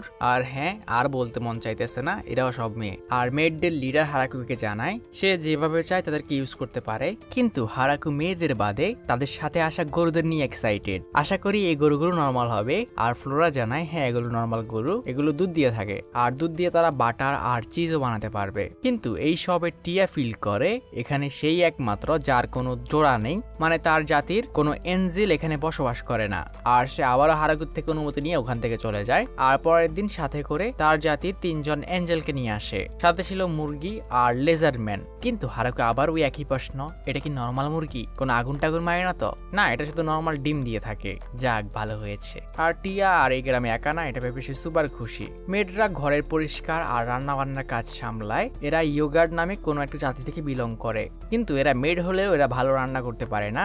আর হারাকু বাধ্য হয়ে তাদেরকে যত সম্ভব তার পৃথিবীর জ্ঞান অনুসারে রান্না বান্না শেখানোর চেষ্টা করে এবং সে এতে মোটামুটি সাকসেস। মেয়েরা এখন ভালোই রান্না শিখে গেছে। আর টিয়ার সাথে যে 3 জন অ্যাঞ্জেল এসেছে ওরা ফার্মের সিকিউরিটি হিসেবে কাজ করবে। ওদের কাজ হবে জঙ্গলকে পাহারা দেওয়া। আর লেজারম্যানরা যেসব লেবার কাজ আছে সব হার্ডওয়ার্কে হারাকুকে হেল্প করে। আর এদের সাহায্যে আমার কাজ এখন অনেক তাড়াতাড়ি হচ্ছে। আর যেহেতু আমি ওদেরকে আলাদা করে চিনতে পারি না, এজন্য ওদের লিডারের হাতে একটি র্যাবেন বেঁধে দেওয়া হয়েছে। এজন্য যদি আমার খারাপ লাগছে, কিন্তু কিছুই করার নেই। আর এলফদের লিডার আরো 20-30টা মেয়ে নিয়ে আসে। আবারও এলফ লিডারের একই কথা, তারা এখন আরামসে ছেলে বানাতে পারে। আর আবারও হারাকু মনে মনে বলে আমি ওদেরকে জিজ্ঞেস করতে চাই না ওরা এটা কিভাবে করবে। পরের দিন হারাকু সব দলের লিডারদের একত্র করে। ধীরে ধীরে আমাদের ফার্ম বড় হচ্ছে আর জনসংখ্যাও অনেক দ্রুত বাড়ছে। এখন এটাকে একটা গ্রাম বলা যায় এবং সে প্রত্যেক দলের লিডারের কাছে তাদের গ্রামের নাম কি রাখা যায় এটা সাজেস্ট করতে বলে। এক একজন এক এক নাম সাজেস্ট করে। কেউ হারাকুর নামের উপর রাখতে বলে হারাকু ভিলেজ, কেউ বলে জঙ্গলের উপর রাখতে। আমাদের জঙ্গলের নাম কি? ফরেস্ট অফ ডেথ, তাহলে ভিলেজ অফ ডেথ। আর সবচেয়ে ভালো নাম জাবুতন সাজেস্ট করে। সে হারাকুকে দরজা খুলতে বলে আর দরজা খুলতেই বিশাল গাছটিকে দেখা যায় এবং হারাকুসি ডিসাইড করে এটাই বেস্ট হবে, তারা তাদের গ্রামের নাম এই গাছের উপর রাখবে। আর জাবুতনের সাজেশনের নাম রাখা হয় গ্রেট টি ভিলেজ। গ্রামের নাম রাখার খুশিতে তারা একটি সেলিব্রেশনের আয়োজন করে, সবাই একত্র হয় আর এই প্রথম গ্রেপ জুসের বোতল খোলা হয়। সবাই এখানে হারাকুকে গ্রামের মেয়র ঘোষণা করে। প্রথমে হারাকুর খারাপ লাগলেও পরে সেও সায় দেয় এন্ড সবাই মিলে তারা আঙুরের জুস এনজয় করে। এটা তাদের গ্রেট টি ভিলেজের বসবাসের প্রথম দিন। টিয়া হারাকুকে তার কাছে ডাকে। সে এক একে দাঁড়িয়ে কি ভাবছে আর হারাকু জানায় সে একা নেই, সে এত খুশি কোনোদিন অনুভব করেনি। তার এটা স্বপ্ন মনে হচ্ছে আর ভয় লাগছে যেন সে ঘুম থেকে জেগে না যায়। টিয়া জানায় এটা কোনো স্বপ্ন না আর তারা ওর সাথে এই গ্রামে তাদের সারা জীবন বসবাস করবে। লুও জেগে ওঠে আর সে আরো আঙুরের জুস খেতে চায়। আর হারাকু ওদের বক বকের মাঝে ভাবে এত কমফোর্ট সে কখনো ফিল করেনি। আর সে গ্রামের প্রোটেক্টের পাশাপাশি একজন আদর্শ মেয়র হওয়ার পুরো চেষ্টা করবে। যদিও হারাকু এখন গ্রেট টি ভিলেজের মেয়র, কিন্তু তাকে এখনো আগের মতোই কাজ করতে হয়। হঠাৎই একজন এঞ্জেল এসে ওকে বলে ডিমন কিং এর একজন অফিসার তার সাথে দেখা করতে এসেছে। হারাকু ওখানে পৌঁছে যায়, তারা একে অপরের সাথে পরিচিত হয়। যদিও অফিসারের এটা বিশ্বাস করতে কষ্ট হচ্ছিল, তবুও সে পোলাইটলি ওর পরিচয় দেয়। আর ডিমন কিং এর পক্ষ থেকে সে হারাকুকে একটি গিফটও দেয়। এটা ডিমন কিং আপনার জন্য পাঠিয়েছে। এখন কাজের কথা আসা যাক। ডিমেন কিং আমাকে এই জায়গার মামলা সামলাতে বলেছেন। এন্ড হারাকুর মনে পড়ে এই পুরো জঙ্গল ডিমেন কিং এর, আর এই অফিসার হয়তো ট্যাক্সের জন্য এসেছে। দুজনের মধ্যেই প্রেসার বাড়তে শুরু করে। আসলে বেশি তো ডিমেন কিং এর অফিসার, সে এটা নিয়ে ভয় পাচ্ছিল যে এই ওয়াইভেন্ট কিলার এখন কি বলবে। কিন্তু হারাকু একজন দায়িত্ববান মেয়রের মতো বলে ওঠে আমরা না জেনে এখানে বসবাস শুরু করেছি, যেহেতু এই জমিন ডিমেন কিং এর, তো আমরা আমাদের পুরো বছরের হারভেস্টিং এর 10% ওনাকে দিতে পারি। যা শুনে অফিসার শক হয়ে যায় আর সাথে সাথে অ্যাকসেপ্ট করে। আপনি কি এতে নিশ্চিত? হ্যাঁ নিশ্চিত, আপনি প্রতি বছর শীতের আগে এটা নিয়ে যেতে পারেন। ডিল কমপ্লিট হয়, যাতে হারাকু অনেক খুশি সেটাকে সামলাতে পেরেছে। কিন্তু জমিতে ওঠা ফসল বাদে তারা অন্য কিছু ট্যাক্স দেবে না, যেমন ডিম, দুধ, ওয়াইন ইত্যাদির। আর শেষে যাওয়ার সময় ডিমেন কিংকে দেওয়ার জন্য ওই অফিসারের হাতে তারা কিছু গিফট পাঠিয়ে দেয়। হারাকু ওর নেইবারদের জিজ্ঞেস করে আমি কি এটা ঠিকঠাক করেছি, যাতে সবাই সম্মতি দেয়। কারণ ডিমেন কিং এর রাজ্যের ট্যাক্স 40 থেকে 50% থেকে শুরু হয়, আর আমরা মাত্র 10% ট্যাক্সে ডিমেন কিং এর প্রোটেকশনও পাচ্ছি। তো আপনি অনেক ভালো কাজ করেছেন মিস্টার হারাকু। এদিকে ডিমন কিং এটা শুনে পুরো শক হয়ে যায় যে ওরা ওর সাথে ফাইট করতে চাইছে না। আসলে হারাকুর যে নেইবাররা আছে ওরা এত পাওয়ারফুল, ওরা ডিমন কিং এর পুরো আর্মির থেকেও বেশি পাওয়ারফুল। আর হারাকু তো আছেই, তো ডিমন কিং যদিও ভেবেছিল যুদ্ধ হবে, কিন্তু হারাকু উল্টো তার সিটিজেন হয়ে গেছে। কিন্তু অফিসারদের এখনো বিশ্বাস হচ্ছে না, কারণ ওদের যে লিডার আছে ও একটা অ্যাটাকে একটা ওয়াইভেনকে মেরে ফেলেছিল। তো ও আমাদের সামনে হার কেন মেনে নিচ্ছে? বাট যে অফিসার ওখানে গিয়েছিল ও বলে আমাদের ওদের সাথে যুদ্ধ করার কোনো প্রশ্নে ওঠে না, তুমি বিশ্বাসও করতে পারবে না আমি ওখানে কাদের দেখেছি। আর যখন তারা জানতে পারে যে গ্রেট ভ্যাম্পায়ার লুলুসি সবচেয়ে শক্তিশালী অ্যাঞ্জেল লুলোর জন্য কাজ করছে, ওদের পায়ের নিচের মাটি সরে যায়। কিন্তু লোকটি এখানে থামে না, সে কাঁপতে কাঁপতে বলে শুধু ওরা দুজন না, ওর কাছে হাই এলফ আর ইনফার্নো উলফের পুরো একটি আর্মি আছে। আর এর থেকেও ভয়ঙ্কর বিষয়, ওদেরকে লিড করছে 3 জন ব্যাটেল এঞ্জেল। আমি তো ভেবেছিলাম আজই আমার জীবনের শেষ দিন। তো বলতে পারো আমাদের পুরো কিংডম বেঁচে গেছে। আর পাশাপাশি ওরা আমাদের জন্য একটি উপহার পাঠিয়েছে। আর খুলে দেখা যায় এর মধ্যে কয়েকটা আপেল, যেগুলো অনেক টেস্টি। বাট ওখানে তারা একটি কাপড় পায় যেটা জাবুতনের তৈরি, আর এতে তারা আরো ভয় পেয়ে যায়, কারণ আগের যে ডিমন কিং ছিল উনি এরকম একটি ডিমন স্পাইডারের সাথে কয়েকদিন ফাইট করার পরেও জিততে পারেননি। এন্ড তারা 3 জন ভয়ে ডিমন কিং এর চাকরি ছাড়ার কথা ভাবে। এদিকে ট্রি ভিলেজে ড্রাগন কিংও হারাকুর সাথে দেখা করতে আসে, অ্যান্ড তিনি ওর জন্য একটি সর্ড উপহার নিয়ে এসেছে। এটা ড্রাগন কিং এর পক্ষ থেকে আপনার জন্য উপহার। হারাকু ওদের উপহারের জন্য ধন্যবাদ জানায়, কিন্তু আপনারা এখানে কেন এসেছেন? ড্রাগন কিং এর অফিসার বলে আমরা আপনাদের দক্ষিণ দিকে থাকি, যদিও এটা অনেক দূরে, কিন্তু আপনারা আমাদের প্রতিবেশী, তো এই জন্য ড্রাগন কিং আপনার সাথে দেখা করার ইচ্ছে জানিয়েছেন। কিন্তু এটা বলবেন গ্রেট ড্রাগন কিং আমার সামনে মাথা কেন নামিয়ে রেখেছে? যে আসলে ড্রাগন কিং তার হোশে ফেরে, আসলে সেও ভয় পেয়ে আছে। অ্যান্ড হারাকু বলে আমরা আপনাদের ভিতরে ডাকতাম, কিন্তু ঘরের মধ্যে আপনার জায়গা হবে না। যা শুনে ড্রাগন কিং নিজের ছোট ফর্মে আসে আর তার পরিচয় দেয়, আমার নাম ড্র্যান, আমি বর্তমান ড্রাগন কিং। কিন্তু আপনি ঘামাচ্ছেন কেন? অ্যান্ড এভাবে রাত হয়ে যায়, কেউ একজন চিৎকার করে বলছে এই ওয়াইনগুলো অনেক ভালো, আমি এখান থেকে আর কখনোই যাব না। ড্রাগন কিং এখন ওদের ওয়াইনের ফ্যান। ওর অফিসার বলে আপনি এরকমটা করতে পারবেন না, আপনাকে নিজের ল্যান্ডকে প্রোটেক্ট করতে হবে। তোমার কি মনে হয় কারো সাহস আছে আমার রাজ্যের উপর অ্যাটাক করার? না, তা নেই, কিন্তু রাজার নিজের রাজ্যে থাকা উচিত। আর হ্যাঁ, হারাকু ওনাকেও আপেল উপহার দিয়েছে, কিন্তু একটু বেশি, শতক ও সাইজও বড়।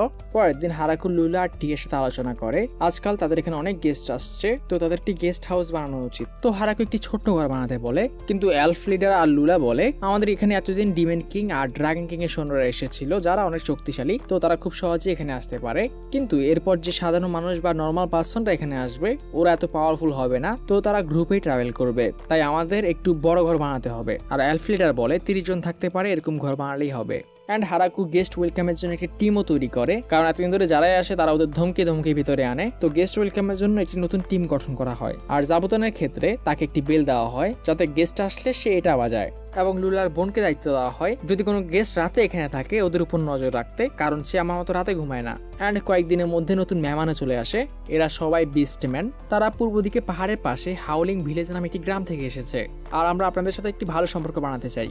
আজকের গেস্টদের লুলা সামলাতে চায়। সে দলের লিডারকে জিজ্ঞেস করে তোমরা এই কয়েকজনে কি শুধু এখানে এসেছ? আর লিডার যখন হ্যাঁ বলে, লুলুর ইশারায় আরো কয়েকটি বিস্টম্যানকে এখানে ডেকে আনা হয়। এরা দূর থেকে আমাদের গ্রামের উপর নজর রাখছিল, তো এরা যেহেতু তোমাদের সাথে নেই তার মানে এরা আমাদের দুশমন। আর লিডার এর জন্য ওদের কাছে ক্ষমা চায়। লুলু ওদেরকে গেস্ট হাউসে ইনভাইট করে, কিন্তু হারাকু নোটিস করে এদেরকে অনেক নর্মাল খাবার দেওয়া হয়েছে। আর যখন সে বাকিদের এর কারণ জিজ্ঞেস করে, অর্কমেট জানায় এরা প্রথমত আমাদের উপর স্পাই লাগিয়ে এসেছে আর হাতে করে কোনো গিফটও আনেনি, তো ওরা শুধু এই ফলমূলই পাবে। আর পুরো টিম মিলে সিদ্ধান্ত নেয় এরা খারাপ মানুষ হতে পারে। কিন্তু হারাকুর মন একটু নরম, সে বাকিদেরকে বোঝানোর পর ওদেরকে একটু ওয়াইন দেওয়াতে পারে। কিন্তু বিস্টম্যানরা এই নর্মাল খাবারগুলি অনেক এনজয় করছিল, তাদের কাছে এটা অনেক টেস্টি লাগে।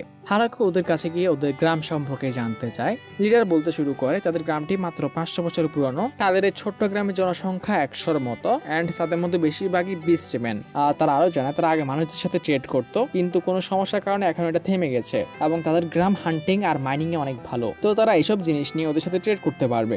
হারাকু ওদের সাথে ট্রেড করতে রাজি হয়ে যায়, এবং তারা জানায় তারা ডিমন কিং এর লোকদের কাছে তাদের এই গ্রাম সম্পর্কে শুনেছে, আর তারা লুকানোর জন্য ক্ষমা চায়, কিন্তু এটা তাদের সেফটির জন্য। এটা নতুন গ্রাম, আর একজন লুকিয়ে ছিল, কারণ এখানে এসে কেউ একজন যদি বিপদে পড়ে কেউ যাতে গিয়ে গ্রামে খবর দিতে পারে। অ্যান্ড ট্রেড সম্পর্কে বিসলিডার বলে তাদের কোনো কারেন্সি নেই, তো এক গ্রাম অন্য গ্রামের সাথে জিনিসপত্র এক্সচেঞ্জ করবে। হারাকু ভাবে ওর গ্রামের কোনো কারেন্সি নেই, কিন্তু হয়তো ভবিষ্যতে থাকবে। বিস্টম্যান কন্টিনিউ করে আমি প্রথমে ভেবেছিলাম 2 গ্রামে 2 দলের দোকান থাকবে, কিন্তু এটা আমাদের জন্য একটু কষ্টকর, আমাদের পক্ষে জঙ্গল চিনে হাঁটাও একটু কষ্টকর, তো আপনাদের লোক কি আমাদের ওখানে যেতে পারবে? আর হারাকুর মনে হয় সে এটা করতে পারবে যদি কুরুর হেল্প নেয়। সো হারাকু ট্রেড করতে রাজি হয়ে যায় এবং বিস্টম্যান ট্রেড হিসেবে বলে তারা মাইনিং করা জিনিসপত্র দিয়ে অনেক হাই কোয়ালিটির জিনিসপত্র বানায় এবং এর বদলে হারাকুরা যেসব ফসল উৎপাদন করে তারা ওগুলো চায়। অ্যান্ড হারাকু এক কথায় রাজি, তার এসব কাছের জিনিসপত্র লাগবেই। হারাকু যাওয়ার সময় ওদেরকে কিছু গিফটও দেয় এবং বিস্ট লিডার সাথে সাথে বুঝে যায় সে হারাকুর কাছে ক্ষমা চায়, কারণ সে আগে এরকম কোনো গ্রামে যায়নি যেখানে একজন আরেকজনকে গিফট দিয়ে থাকে। তো পরের বার থেকে যখন ওরা আসবে ওরা ওদের জন্য কোনো না কোনো উপহার নিয়ে আসবে। আর তারা এটাও বলে তারা হয়তো কোনো দামি জিনিসপত্র আনতে পারবে না, কারণ তাদের গ্রামের অবস্থা তো ভালো না। হারাকু বলে দামে কিচ্ছু হয় না, তুমি যে ভেবেছো এটাই ম্যাটার করে। আর যখন জিনিসপত্র পাঠানোর কথা আসে মেয়েরা হারাকুকে যেতে দেয় না, কয়েকজন লেজারম্যান আর টিআই দায়িত্ব নেয়, বাট তাদের হাঁটার কষ্টটাও করতে হয় না। ড্রাগন কিং ওখানে চলে আসে আর এক ব্যারেল ওয়াইনের বদলে সে ওদের 10 দিনের পথ একদিনে পৌঁছে দেয়। আর হারাকু আরো বলে ড্রাগন কিং আমাদের এখানকার প্রথম দিন ওয়াইন টেস্ট করার পর সে রেগুলারলি এখানে আসতে শুরু করেছে। কিন্তু মেয়েরা সবসময় ওয়াইন নিয়ে অনেক অবসেস থাকে, তারা কারোর সাথে ওয়াইন শেয়ার করতে চায় না। কিন্তু রাইমকে ওরা মানা করে না, কারণ সে যতবারই আসে ওদের জন্য অনেক ভালো ভালো গিফট নিয়ে আসে। সকালবেলা রাইম জিনিসপত্র আর সবাইকে নিয়ে ওই গ্রামের উদ্দেশ্যে রওনা দেয়।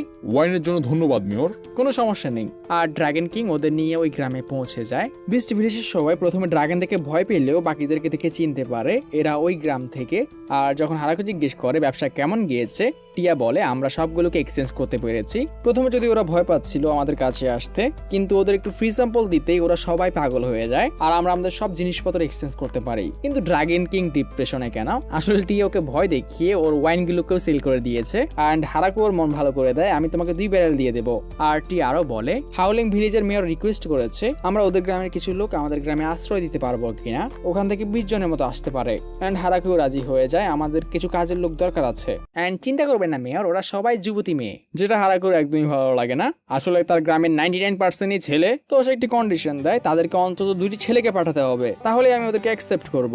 আর কথা মতো 20 গালটা পরের দিন পৌঁছেও যায়। আপনি আমাদের যে কাজ দিতে পারবেন আমরা ওটাই করব, শুধু আমাদেরকে বের করে দেবেন না। হারাকু ওদেরকে শান্ত হতে বলে, তোমরা চারদিক ঘুরে দেখো এবং যে কাজ তোমাদের পছন্দ আমাকে এসে জানাও, আমি তোমাদেরকে ওই কাজটাই দেবো। আর আমাদের ঘরগুলো থেকে নিজেদের পছন্দ মতো একটি রুম চুজ করে নাও। যা শুনে মেয়েরা অবাক হয়ে যায়, কিন্তু ছেলেরা কোথায় যাদের আনার জন্য আমি তোমাদের সত্য দিয়েছিলাম? মেয়েটি প্রাউডলি জানায় তারা 3টে ছেলে এনেছে, কিন্তু 3টাই বাচ্চা।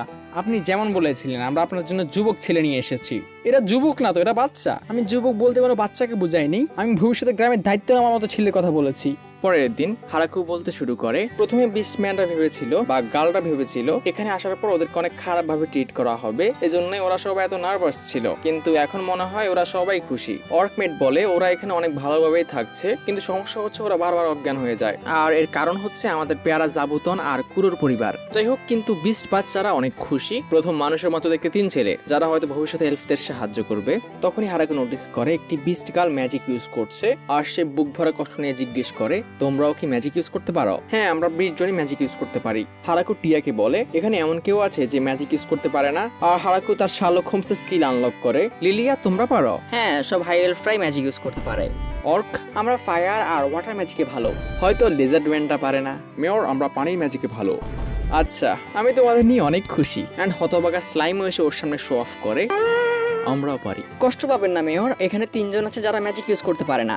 আর এরা হচ্ছে 3 বাচ্চা। হারাকু মনে মনে বলে, কিন্তু এই বাচ্চারাও একসময় ম্যাজিক আনলক করবে। যাই হোক, কষ্ট পেয়ে লাভ নেই, আমাকে আমার কাজে ফোকাস করতে হবে। হঠাৎই ভূমিকম্প শুরু হয়। তখন একজন ব্যাটল এঞ্জেল এসে হারাকুকে বলে একটি গ্রিজলি বেয়ার আর একটি ভাইপার ফাইট করছে, এর ফলেই এই ভূমিকম্প। এতে এঞ্জেল অনেক চিন্তিত, কারণ এই মনস্টারগুলো অনেক পাওয়ারফুল, এগুলোকে হারাতে হলে তাদের একটা প্ল্যানের প্রয়োজন। এবং হারাকু ভেবেচিন্তে বলে, আমরা কি এগুলোকে খেতে পারবো? এঞ্জেল হারাকুকে নার্ভাস হয়ে ওখানে নিয়ে যায়। এগুলো অনেক বড়, মাংস অনেক বেশি হবে। এঞ্জেল ভয় পেয়ে বলে ওঠে, এগুলো অনেক পাওয়ারফুল, আমাদেরকে হেল্প ডাকা উচিত। চিন্তা করো না, আমাকে নিচে নামাও। আর হারাকু এক কোপেই 2টাকে মেরে ফেলে। কুরো, আজকে আমরা নতুন কিছু খাবো। তোমার মনে হয় তুমি একটা অ্যাটাকে এগুলোকে মারতে পারবে? আমরা 3 জন মিলে পারবো তো? এগুলো কাছে থেকে অনেক বড়। আপনি এগুলো দিয়ে কি করবেন মেয়র? হ্যাঁ, আমার কাছে কিছু আইডিয়া আছে। আর হারাকু বিয়ারের মাংস ওয়াইন দিয়ে রান্না করে। ওয়াইন দিবেন আপনি? এটা আমার এলাকার রেসিপি। আর বরাবরের মতো প্রথমে হারাকু খাইয়ে দেখায়, এটা অনেক ভালো, আপনি আমাদের মদগুলোকে নষ্ট করলেন। আর ভাইপারের মাংসটাকে সে ভাজে, যেটা ফ্রাইড চিকেনের মতো খেতে। আর তার কিছু একটা মিসিং মনে হয়। রাতে হারাকু ফ্লোরার কাছে যায় আর তার ফার্মেন্টেশনের এক্সপেরিমেন্ট সম্পর্কে জিজ্ঞেস করে। আর ফ্লোরা জানায় সে কোনো সাকসেস পায়নি, এটা এটা করতে গিয়ে সে 3বার ঘরটাকে উড়িয়ে দিয়েছে। আর সকালে গিয়ে প্রথম দেওয়া মুরগির ডিম কালেক্ট করে। ফাইনালি মুরগিগুলো কাজে আসছে। সে কিছু ডিমের লবণ দিয়ে একটি ছাঁকনি দিয়ে পিটতে শুরু করে, আর এগুলোতে অ্যাপেলের ভিনেগার আর তেল এড করে সে মিউনিস তৈরি করে ফেলে। সেই দিনই কয়েকজন অর্ক ওদের সাথে দেখা করতে আসে। তারা হারাকুর গ্রামের ওয়াইনের প্রশংসা শুনেছে এন্ড এটা টেস্ট করতে চায়, যদি তুই জানতে এগুলো কিভাবে তৈরি হয়। তারা ক্ষমা চায়, যদিও তারা কোনো টাকা দিতে পারবে না, কিন্তু মদগুলো টেস্ট করতে চায়। মেয়েরা সাথে সাথে না করে, তারা তাদের ওয়াইন কারোর সাথে শেয়ার করবে না, এবং ডরফরা জানায় তাদের কাছে দেওয়ার মতো কিছু নেই, কিন্তু তাদের কাছে টেকনোলজি আছে। কিরকম টেকনোলজি? আমরা পুরো দুনিয়া ঘুরেছি এবং আমরা অনেক ভালো ওয়াইন তৈরি করতে পারি। আর হারাকুর গ্রামে তারা স্পেশাল ফসল দেখেছে যেগুলো দিয়ে তারা ওয়াইন বানিয়ে দেখাতে পারে। আসলে ভুট্টা, গম এগুলো দিয়ে ওয়াইন তৈরি করা যায়, কিন্তু কিভাবে আমি জানি না, আমি শুধু শুনেছি। যাই হোক, হারাকু ওদেরকে টেস্ট করে। তারা বিভিন্ন যন্ত্র দিয়ে এসব ভুট্টা, গম দিয়ে এক ধরনের অ্যালকোহল তৈরি করে দেখায়, যেটা হোয়াইট হলেও অনেক স্ট্রং। এন্ড হারাকু ফ্যান, আর এর বদলে অর্কদের রাতে ওয়াইন খাওয়ানো হয়। তারাও এখন আমাদের গ্রামের মেম্বার। হারাকু ড্রফটিকে জিজ্ঞেস করে তাদের এখানকার কোনো মেয়ে পছন্দ হচ্ছে কিনা, এবং ডর্ফ জানায় এরা যদিও সুন্দরী, কিন্তু তার শুধু দাড়িওয়ালা মেয়ে পছন্দ। সবাই হারাকুর নতুন তৈরি করা মিউনিজের প্রশংসা করে। ব্রাইমও ওদেরকে ওই পার্টি জয়েন করে, কিন্তু মেয়েদের কষ্ট, ও এখানে আসলে যদিও ওরা খুশি, ওরা গিফট পাচ্ছে, কিন্তু ও একাই অনেক বেশি ওয়াইন খায়, যেটা মেয়েদের পছন্দ না। পরের দিন সকালে হঠাৎই হারাকু নোটিস করে একটি ড্রাগন ওদের গ্রামের দিকে এগিয়ে আসছে, যাকে জাবুতনো মাত্র দেখতে পায়। কিন্তু ড্রাগনটা কিছু করার আগে হারাকু ওটার উপর অ্যাটাক করার সিদ্ধান্ত নেয়। তখনই আমাদের ড্রাগন কিং ব্রাইম এসে ওটাকে সরিয়ে দেয়। হঠাৎই ওখানে অনেক পাওয়ারফুল একটি ড্রাগন চলে আসে, যার থেকে ব্রাইমকে বাঁচানোর জন্য হারাকু ওটার উপর স্পিয়ার ছুড়ে মারে, বাট ড্রাগনটা অল্পের জন্য বেঁচে যায়। এন্ড যখন হারাকু সেকেন্ড অ্যাটাক করতে যায়, কিন্তু ড্রাইমের অ্যাসিস্ট্যান্ট এসে হারাকুকে থামায়। এরা কোনো দুশ্মন না, যেটা হারাকু কিচ্ছুই বুঝতে পারে না। সে বাকি দুই মহিলার পরিচয় দেয়, এরা ব্রাইমের ওয়াইফ আর মেয়ে। হারাকু ব্রাইমকে জিজ্ঞেস করে ওরা এইভাবে কেন আসলো, আর ব্রাইম এটা এক্সপ্লেন করার ট্রাই করে। আসলে ব্রাইম প্রায় প্রতিদিনই এখানে লুকিয়ে লুকিয়ে আসে, যার কারণে ওর ওয়াইফের ওর উপর সন্দেহ হয় ও হয়তো এখানে কোনো খারাপ কাজ করতে আসে, এজন্য ওর পিছে পিছে আজকে ওরা এখানে চলে এসেছে। তোমরা পুরোপুরি ভুল ভেবেছ। কিন্তু আপনি প্রতিদিন উপহার নিয়ে আসছিলেন। আর হারাকু পুরো সিচুয়েশন বুঝতে পারে এখানে আসলে কি হচ্ছে, ফ্যামিলি প্রবলেম। ব্রাইম ওদের বোঝানোর চেষ্টা করে এটা হারাকু আর ওদের মধ্যে অনেক ডিপ্লোম্যাটিক একটা বিষয় দুই রাজ্যের মধ্যে। এটা হারাকুর গ্রামের সেবার জন্য ওদের গিফট, যার মূল্য আসলে দেওয়া যায় না। প্রথমে হারাকু ওদের উপর অ্যাটাক করার জন্য সরি বলে, তখন মেয়েটিও সরি বলে, কিন্তু একটু অদ্ভুত ভাবে। আমি ভেবেছিলাম আমার বাবার এখানে অ্যাফেয়ার চলছে, তো আমি পুরো গ্রামটিকে চালিয়ে দেওয়ার কথা ভেবেছি, কিন্তু আমার কোনো খারাপ উদ্দেশ্য ছিল না। আর আমিও জঘন্য লোকের কাপড় বানাতে চেয়েছিলাম, যে আমার মেয়ের উপর একটি স্পিয়ার এম করেছিল, আর আমরা দুজনই সরি। হারাকু হয়তো ওদের গ্রামটিকে ওদের ঘুরিয়ে দেখায়। আর যখন হারাকু ওখান থেকে চলে যায়, ড্রাগন কিং কুইনকে জিজ্ঞেস করে, যার নাম আমি ভুলে গেছি, তুমি বুঝতে পারছো আমি এখানে প্রতিদিন কেন আসি, আমাদের যে কোনো মূল্যে? হ্যাঁ, ওই লোকটা অনেক পাওয়ারফুল। যদি ওদের জনসংখ্যা অনেক কম, কিন্তু হয়তো আমাদের পুরো ড্রাগন কিংডমের থেকেও বেশি পাওয়ারফুল। কিন্তু ওই মেয়র তো অনেক ভয়ঙ্কর। তুমি জানতে তুমি এই স্পিয়ারটা থামাতে পারবে না, এজন্য তুমি ডস করেছিলে। না, আমি ওটা ডস করতে পারিনি, আমার এক পুরাতন স্পাইডার ফ্রেন্ড আমাকে বাঁচিয়েছিল, যেটা আমাদের জাবুতন। আর ড্রাগন কুইন তার মেয়েকে অর্ডার দেয় এই গ্রামে কয়েকদিন কাটাতে, তাকে এটা কনফার্ম করতে হবে এত পাওয়ারফুল মানুষ যাতে তাদের বিরুদ্ধে না যায়। হারাকু ড্রাগন কিং আর কুইনের কথায় মেয়েটিকে ওর গ্রামের থাকার অনুমতি দিয়ে দেয়, কিন্তু লাস্টে মনে এই গ্রামের জন্য একটু বেশি পাওয়ারফুল। তার হালকা হাঁচিতেও পুরো গ্রাম উড়ে যাওয়ার অবস্থা। আর এটা কতটা বেশি যে ও প্লেট ধরতে গেলে ওটা ভেঙে যাচ্ছে, ফসল পাড়তে গেলে ওটা হাতেই গলে যাচ্ছে। হারাকু বুঝতে পারছে না সে লাস্ট মুনকে দিয়ে কি করবে, এবং তার মনে হয় ড্রাগন যেহেতু অনেক নলেজেবল হয়, সে যেসব গুরুত্বপূর্ণ মানুষ ওর সাথে দেখা করতে আসে ওগুলোর সাথে ডিল করার দায়িত্ব লাস্ট মুনকে দেবে। কিন্তু এটাকে ভালো প্ল্যান। নেক্সট টাইম যখন ডিমের কিং এর সৈন্য ভিজেল ওদের সাথে দেখা করতে আসে, ওর হাঁটু কাঁপতে শুরু করে, কারণ সে ব্লাস্ট মুনকে দেখেই চিনতে পেরেছে এই মেয়েটা ড্রাগন কিং এর মেয়ে, যে ডিস্ট্রাকশনের জন্য অনেক ফেমাস। লাস্টে জিজ্ঞেস করে আপনি এখানে কেন এসেছেন। বিজেল বলে তারা কিছু অরেঞ্জের জন্য এসেছে, বাট লাস্টে জানায় এগুলো শেষ, এর বদলে আপনি কিছু স্ট্রবেরি নিয়ে যান। এন্ড বিজেল দ্বিতীয় কথা বলে না, যাওয়ার আগে হারাকু ওকে এগুলোর পরিমাণ দেখে নিতে বলে, কিন্তু ও শুধু যাওয়ার মিনিট গুনছে কখন এখান থেকে পালিয়ে বাঁচবে, জীবনের দাম অনেক বেশি। এন্ড বরাবরের মতো সে তার কলিগদের সাথে এই কাহিনী শেয়ার করে, সে ড্রাগন কিং এর মেয়ে লাস্টিকে ওখানে দেখেছে। এন্ড সবার অবস্থা আবার ওটাই, তারা ওদের উপর স্পাই করতে চায়, কিন্তু ধরা পড়লে একজনও বাঁচবে না। তো বিজেল অন্যভাবে ইনভেস্টিগেশন করার সিদ্ধান্ত নেয়। সে তার মেয়ের কাছে যায় আর তাকে হারাকুর গ্রামে গিয়ে বসবাস করতে বলে। হারাকুর গ্রামের মিলিটারি স্ট্রেংথ কেমন, মেয়েটি এক কথায় রাজি হয়ে যায় আর ডিরেক্ট ওখানে টেলিপোর্ট করে। লাস্টে ওকে ওয়েলকাম করে, তাকেও এই গ্রামে থাকার অনুমতি দিয়ে দেওয়া হয়, আর মেয়েটি তার মিশন অনুযায়ী ইনভেস্টিগেশন শুরু করে। তার গ্রামের সবাইকে অনেক পাওয়ারফুল মনে হয়, ডর্ফ, হাই এলফ, লিজার্ডম্যান, বিস্টম্যান, যাদের দেখে ও বুঝে গেছে এদের সাথে ওদের পুরো কিংডমও জিততে পারবে না। এন্ড তখনই তার দেখা হয় স্বয়ংসম্পন্ন উলফ আর স্পাইডারদের দলের সাথে, অ্যান্ড এখন সে নিশ্চিত ফাইটেরও প্রশ্ন ওঠে না। সে ওদের লেভেল অনুযায়ী একটি চার্ট তৈরি করে, কিন্তু ওদের যে লিডার আছে ওকে সে এখনো দেখেনি। হঠাৎই হারাকু ওর পাশ দিয়ে যাচ্ছিল। হারাকু ওকে কোনো সাহায্য লাগবে কিনা জিজ্ঞেস করে, কিন্তু মেয়েটি ওকে ইগো দেখিয়ে চলে যায়, আমার কোনো সাধারণ মানুষের সাহায্যের দরকার নেই। অ্যান্ড পরক্ষণে তার মাথায় বোম ফাটে, কারণ লাস্ট মান ওদেরকে জানায় এটা আমাদের মেয়র, যিনি আমাদের সবাইকে লিড করেন। যদিও সে একটি মানুষ, কিন্তু সে আমার মা আর বাবাকে একসাথে মারতে পারবে। এভাবে দিন পার হতে থাকে, কিন্তু যখনই মেয়েটি হারাকুকে দেখে ও ভয় কাঁপতে শুরু করে। হারাকু ওকে নোটিস করে, তোমাকে আমি কোথাও দেখেছিলাম, কিন্তু মেয়েটি আমাকে দেখে এরকম ভয় পায় কেন? কয়েকদিন এভাবে কেটে যায়, কিন্তু একদিন সবাই মিলে একটি স্লাইমকে ধরে বসে, কারণ এই স্লাইমটি মেয়েদের প্রিয় ওয়াইন চুরি করে খেয়ে ফেলেছে, পুরো একটা ব্যারেল। আসলে যে স্লাইমগুলোকে তারা পানি পরিষ্কার করতে আর ময়লা পরিষ্কার করতে এনেছিল, একটা সময় এগুলো ধীরে ধীরে বাড়তে শুরু করে এবং এদের এক একজনের মধ্যে এক এক স্কিল দেখা দেয়। এমনই আজকে একটি স্লাইম কোনোভাবে ওয়াইনের বোতল খেয়ে ওয়াইন স্লাইম হয়ে গেছে, যার উপর মেয়েরা অসম্ভব রেগে ওঠে এবং প্রথম কোর্ট কাচারি, মেয়র আমরা একে শাস্তি দিতে চাই, কিন্তু এই একটা স্লাইম। বাট না, সব ওয়াইন লাভাররা এটার এক্সিকিউশন চায়, একে শাস্তি দেওয়া হোক। বাট হারাকু বিস্টম্যান আর ডিভিন কিং অফিসারের মেয়ে মিলে ওদেরকে বোঝাতে পারে একে শাস্তি দিলে কোনো লাভ নেই, এ কিছু বুঝতেই পারবে না। হারাকু বলে এখন অটম চলছে, শরৎকাল, শীতকালের আগের সময়, চারদিকের পাতাগুলো ঝরতে শুরু করেছে। হারাকু খাবার খেতে খেতে বলে এই মাশরুমগুলো দেখে আমার সি ফুডের কথা মনে পড়লো, কিন্তু যদি এখানে একটা হটপট থাকতো বা সি ফুড থাকতো তাহলে অনেক মজা হতো। যা শুনে সব মেয়েদের কান খাড়া হয়ে যায়, তারা জানতে চায় এই হটপট আর সি ফুড কি। হারাকু ওদের বোঝানোর চেষ্টা করে বিভিন্ন সামুদ্রিক প্রাণী আর সমুদ্র থেকে পাওয়া কিছু লতা পাতা আর কিছু সবজি অ্যাড করে এগুলোকে একসাথে একটি পাত্রে রেখে গরম করে করে খাওয়া হয়, আর এটাকে চাঙ্গুমিকে হটপট বলে। যা শুনেই সব মেয়েরা অ্যাক্টিভ হয়ে যায়, তারা সবাই রিসার্চ শুরু করে। ফ্লোরাম বলে যদি হারাকু আপনি সামুদ্রিক খাবার খেতে চান, আমাদের গ্রামের দক্ষিণ দিকে একটি গ্রাম আছে যারা এই সামুদ্রিক খাবারগুলো ট্রেড করে, আমরা যদি ওখানে পৌঁছাতে পারি তাহলে হয়তো আমরা ওদের সাথে ট্রেড করতে পারবো। লাস্ট মুন উড়ে ওই গ্রামে গিয়ে ফিশ প্রোডাক্টগুলো আনার জন্য রাজি হয়ে যায় এবং ফ্লোরামও ওকে হেল্প করতে চায়, অ্যান্ড সব মেয়েরা নিজের মতো কাজ ভাগ করে নেয়। হারাকু অনেক খুশি, সে এমন কিছু সঙ্গী পেয়েছে যারা ওর এক কথায় সব কাজ করতে রাজি। অ্যান্ড লাস্ট মুন আর ফ্লোরাম মাছ কালেক্ট করার জন্য বেরিয়ে পড়ে। 3 দিন পরে তারা ফিরে আসে, তারা মাছ এবং এর মার্চেন্ট দুজনকে নিয়ে এসেছে। সে তার পরিচয় দেয়, তার নাম মাইকেল এবং সে ওখানকার একজন নামি দামি ব্যবসায়ী। হারাকু ওকে এগুলো ডেলিভার করার জন্য ধন্যবাদ জানায়, আর হারাকু ওর পরিচয় দেয়। মার্চেন্ট জানায় মাছের পাশে সে যে সিউইডের কথা বলেছিল এগুলো নর্মালি তার ফিশারম্যানরা ফেলে দেয়, কিন্তু সে হারাকুকে চিন্তা করতে নিষেধ করে। পরের বার যখন তাদের সামনে সিউইড গুলো পড়বে তারা এগুলো হারাকুর জন্য কালেক্ট করে নেবে। আর সে স্পেশালি এখানে আসার কারণ বলে, প্রথমত সে হারাকুকে দেখতে চেয়েছিল, এরপর তাদের গ্রাম, এবং মোস্ট ইম্পর্টেন্টলি সে এখন তারা যেসব ফসল ট্রেডিং করবে এগুলো সব নিজে সামলাতে চায়। অ্যান্ড সে অ্যাসিওর করে এখন তারা যে ফসলের দাম পায় এর থেকে কয়েক গুণ বেশি লাভ সে এনে দেবে। আর বাকিরা তার ডিরেক্ট অ্যাপ্রোচে অনেক ইমপ্রেস, অ্যান্ড হারাকুও ভাবনায় পড়ে যায়। অনেকেই আছে যারা আমাদের এই কাজ নিতে চায়। লোকটি বলে আমি জানি, এজন্য আমি বলছি যদি আপনারা এটা চান। আর সে ওর ট্রেড করা জিনিসপত্রের লিস্ট ওদেরকে দেখাতে শুরু করে, আর দিন শেষে হারাকুরা রাজি হয়ে যায় সবকিছু দরদাম ও ঠিক করবে। এখন সবকিছু তো হয়েছে, কিন্তু পরের বার আমি যখন আসবো আমি আপনাদের স্পেশাল ওয়াইন নিয়ে এক্সাইটেড। যা শোনার সাথে সাথে লাস্ট মুন রেগে যায়, তারা ওয়াইন কারোর সাথে শেয়ার করবে না। লাস্ট মুন মার্চেন্টদের নিয়ে ওদের গন্তব্যের দিকে রওনা দেয়। এদিকে হারাকু ওর বিহেভিয়ারে অনেক ইমপ্রেস। যখন ডিমেন কিং ড্রাগন কিং এর লোকেরা এখানে আসে ওদের বিহেভিয়ার অনেক অদ্ভুত থাকে, কিন্তু এই লোকটার বিহেভিয়ার কত নর্মাল ছিল, ও একদম পাক্কা ব্যবসায়ী। আর এদিকে আমরা মার্চেন্টকে দেখি যে গ্রেট টি ভিলেজের দিকে লাস্টবার তাকিয়ে আছে।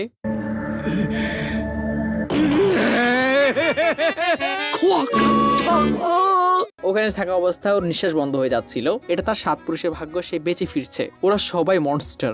মার্চেন্ট ভাবতে শুরু করে 3 দিন আগে যখন লাস্ট মুনটা ওর কাছে আসে, প্রথমে সে তার লোকদেরকে এটা সামলাতে বলে, কিন্তু হঠাৎই সে তার ঘাড়ের পিছে একটা চিল ফিল করে, ভয়ঙ্কর কিছু একটা এখানে এসেছে, তাকে নিজেকে এটা সামলাতে হবে। অ্যান্ড মার্চেন্টের এই ফিলিং অ্যাকুরেট ছিল। সে দেখতে পায় এখানে ডিমেন কিং এর একজন কমান্ডারের মেয়ে আছে। সে ভাবে যদি আমি ওদেরকে ইগনোর করতাম তাহলে হয়তো আমার মাথায় গাড়ে থাকতো না। সে ফ্লোরামকে জিজ্ঞেস করে আপনার পাশের এই মেয়েটিকে। লাস্ট মুন নিজের পরিচয় দেয়, আমি লাস্টেস মুন ড্রাগন পরিবারের, আপনি আমাকে লাস্টি বলে ডাকতে পারেন। অ্যান্ড বেচারা মার্চেন্ট আবারও শকে, এটা ওই ড্রাগন যাকে সবাই ডিস্ট্রাকশনের জন্য জানে। হ্যাঁ ঠিকই, ও আপেল পাড়তে গিয়ে পুরো গ্রামে উড়িয়ে দিতে বসেছিল।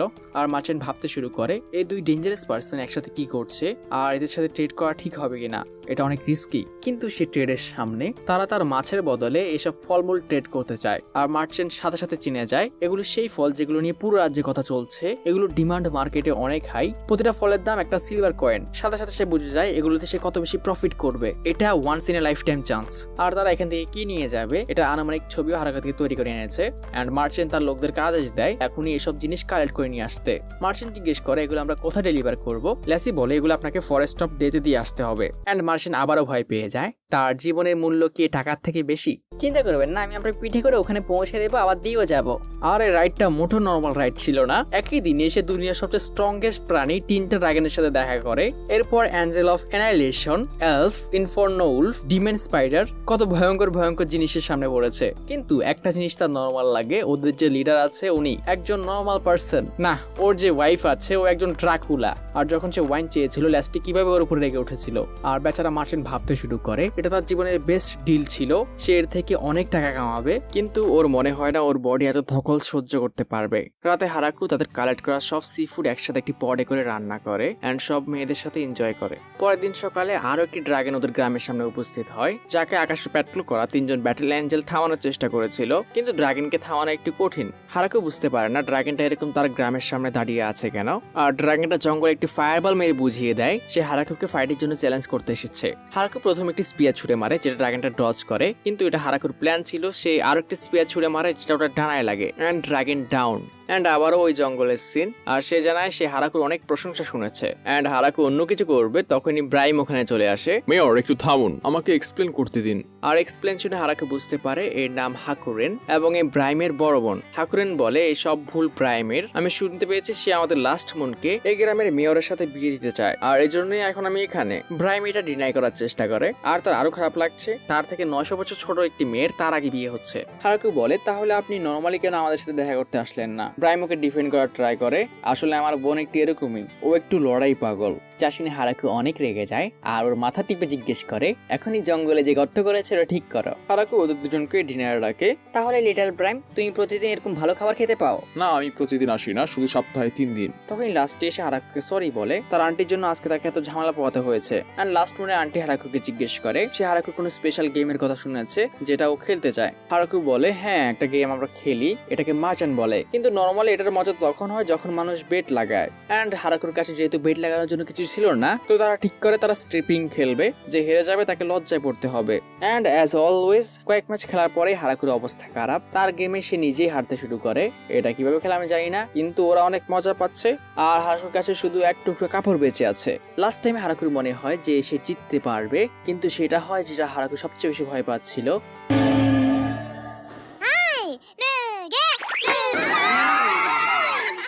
তাকে তার শেষ কাপড়টাকে হারাতে হয়। এদিকে আবার আমাদের ড্রাগন কিং এর লোকেরা বিনা কুকুরের প্রেসার নিতেছে। ওই গ্রামে এখন একটার পর একটা ড্রাগন এসে যাচ্ছে আর তারা এখন অসম্ভব নার্ভাস। এন্ড ফাইনালি আমরা আমাদের ডিমেন কিং কে দেখতে পাই, কিন্তু ডিমেন কিং এসব ড্রাগন ম্যাগন নিয়ে চিন্তা করে না। তার টেনশন হচ্ছে তার মেয়ে তার সাথে সকাল ধরে একটাও কথা বলেনি। আর রান্ডান এটা শুনে তার রিজাইন লেটার দিয়ে দেয়, আমি যাচ্ছি।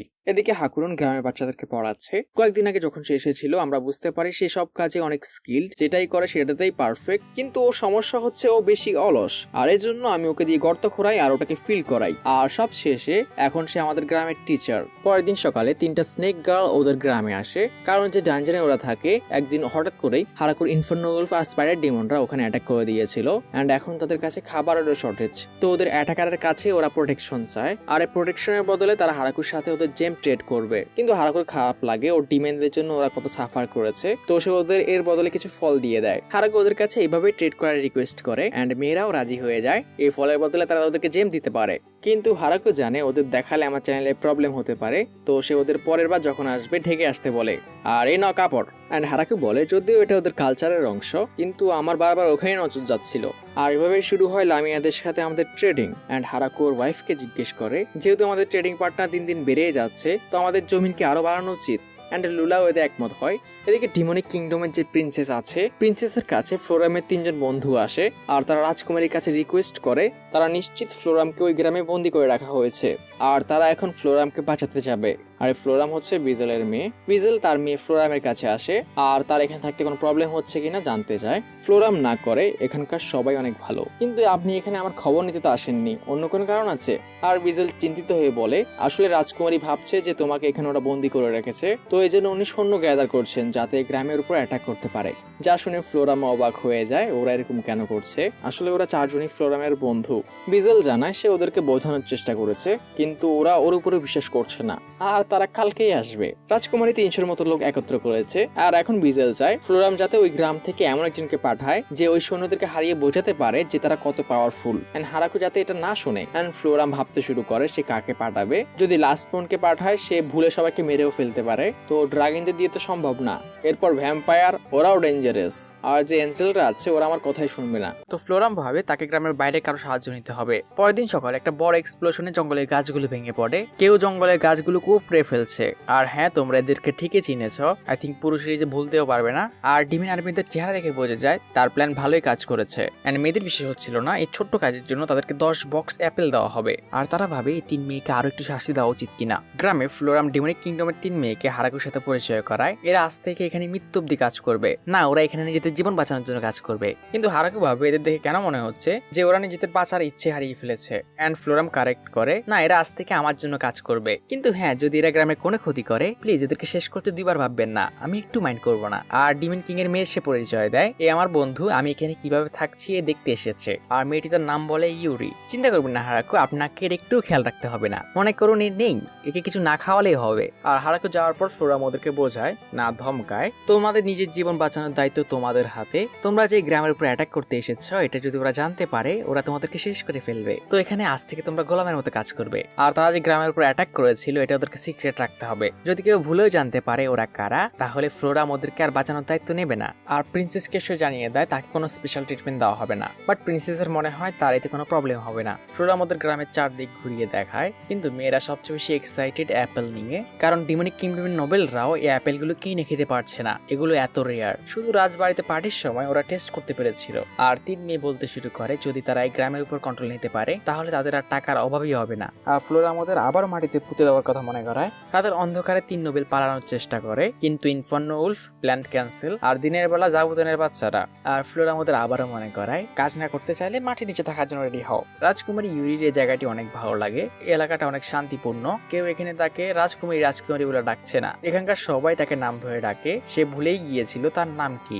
এন্ড সে ফ্লোরামকে রিকোয়েস্ট করে সে যাতে তাকে ছোটবেলার মতো ইউরি বলে ডাকে। আর সেটাও বলে তার প্রথমে বিশ্বাস হয়নি ড্রাগনরা এই গ্রামে থাকছে, তারা ভেবেছিল এটা একটা গুজব। যখন ফ্লোরাম জানতে চায় সে এটা কেন করেছে, ইউরি জানায় তার ফ্লোরামের জন্য চিন্তা হচ্ছিল, কারণ সে শুনেছে তাকে এখানে হোস্টেজ বানানো হয়েছে। আর এদিকে 3 নোবেলেরও জায়গাটি পছন্দ হয়ে যায়, কারণ এখানে তাদের কোনো পলিটিক্সের চিন্তা করতে হচ্ছে না, তারা নিজেদের ইচ্ছে মতো যা ইচ্ছে করতে পারে, স্পেশালি নাকি গোসল। তখন লুলাও সেখানে আসে, এরাই কি নতুন মেয়ে। বাট হারাকু নোটিস করে লুলা আজকাল তার ট্রান্সফরমেশন ম্যাজিক ইউজ করছে না। এন্ড লুলা জানায় কোনো কারণে তার এই ম্যাজিক কাজ করছে না। এদিকে বিস্টম্যান বাচ্চাদের সাথে প্রিন্সেস অনেক ভালো বন্ধু হয়ে গেছে, তারা ওকে ওদের সাথে খেলার জন্য ইনভাইট করে। কিন্তু প্রিন্সেসকে মাটিতে খেলতে না করতে গিয়ে ওই 3 জন নোবেল ওকে প্রিন্সেস বলে ডেকে বসে। প্রিন্সেস, এটা না সিক্রেট রাখার কথা ছিল। এন্ড ফ্লোরাম ওদের লুক দেয়, তোমরা মাটিতে ঢুকতে চাও। প্রিন্সেস ওদের 3 জনকে জয়েন করতে বলে। প্রথমে তারা না করলেও বাচ্চারা বলতেই রাজি হয়ে যায়, কারণ হয়তো ওরা একটু বেশি কিউট। এন্ড সারাদিন তারা 5 জনই বাচ্চাদের সাথে কাটায়। যাওয়ার সময় প্রিন্সেসের মনও খারাপ হয়ে পড়ে, সেই বাচ্চাদেরকে অনেক মিস করবে। কিন্তু যখন প্রিন্সেস 3 জন নোবেলকে আসতে বলে,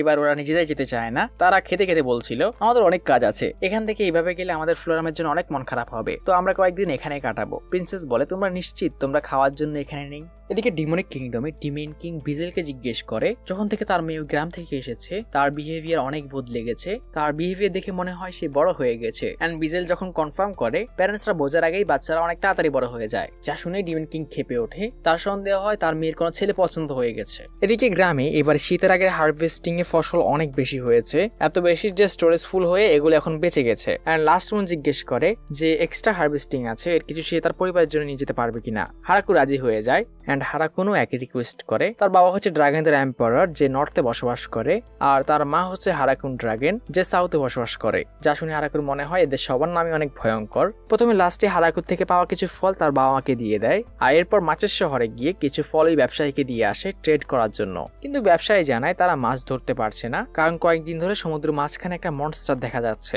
তো লাস্টে এই প্রবলেমটা ঠিক করার সিদ্ধান্ত নেয়, আর যে মনস্টারটাকে সে মেরেছে তার মনে হয় এটা হারাকুর সেই ড্রয়িং এর মতো, তো সে ওটার মিট হারাকুর জন্য নিয়ে এসেছে। আজকে রাতে আমরা এটা হটপট করে খেতে পারি। এদিকে হাকুরুন তার বাবা মাকে উপহার দিয়ে যখন ফিরে আসছিল সে তার সাথে কয়েকজন এলফকে নিয়ে এসেছে। এন্ড আমি এদের জেন্ডার নিয়ে আর কথা বলছি না। হারাকু জিজ্ঞেস করে তারা ডার্ক এলফ কিনা, এন্ড এলফরা জানায় তারা মাউন্টেন এলফ। আসলে কয়েকদিন ধরে তাদের পাহাড়ে খাবার খুঁজে পেতে কষ্ট হচ্ছে, তো যে জন্যই তারা এখানে। হারাকু বলতে শুরু করে সে ওদের নিয়ে কি করবে, অ্যান্ড এলফিল্ডারের মনে হয় হারাকু ওদেরকে সাহায্য করতে পারবে না কারণ তারা স্ট্রেঞ্জার। কিন্তু হারাকু জানায় সে এসব নিয়ে ভাবছে না, সে ভাবছে সে ওদেরকে কোথায় থাকতে দেবে, কারণ তাদের কাছে এখন আপাতত কোনো এক্সট্রা রুম নেই। তো তাদের এখানে থাকতে হলে একটু কষ্ট করতে হবে যতদিন ঘর তৈরি না হচ্ছে। ওরা এখানে থাকলে হারাকুর কোনো প্রবলেম নেই, অ্যান্ড মেয়েরা খুশিতে লাফিয়ে ওঠে, তাদের মাটিতে শুতে কোনো প্রবলেম নেই। ডার্ক এলফ হারাকুকে রিকোয়েস্ট করে তারা হান্টিং এ অনেক ভালো, তো সে যাতে ওদের হান্টিং করার অনুমতি দেয়। অ্যান্ড কিছুক্ষণ পরে তারা বুঝতে পারে এই জঙ্গলের মনস্টার গুলো কত বেশি পাওয়ারফুল, অ্যান্ড হারাকু ওদের দেখে এখন চিনতেই পারছে না। তোমাদের কি হয়েছে মেয়র? আমার মনে হয় এই জঙ্গলের মনস্টার গুলো একটু বেশি অদ্ভুত। আর হারাকু এতে একমত, অ্যান্ড সে নোটিস করে হারাকু কিছু একটা বানানোর চেষ্টা করছে। আসলে হারাকু মাটির জিনিসপত্র তৈরি করার চেষ্টা করছে, কিন্তু এটা কাজ করছে না।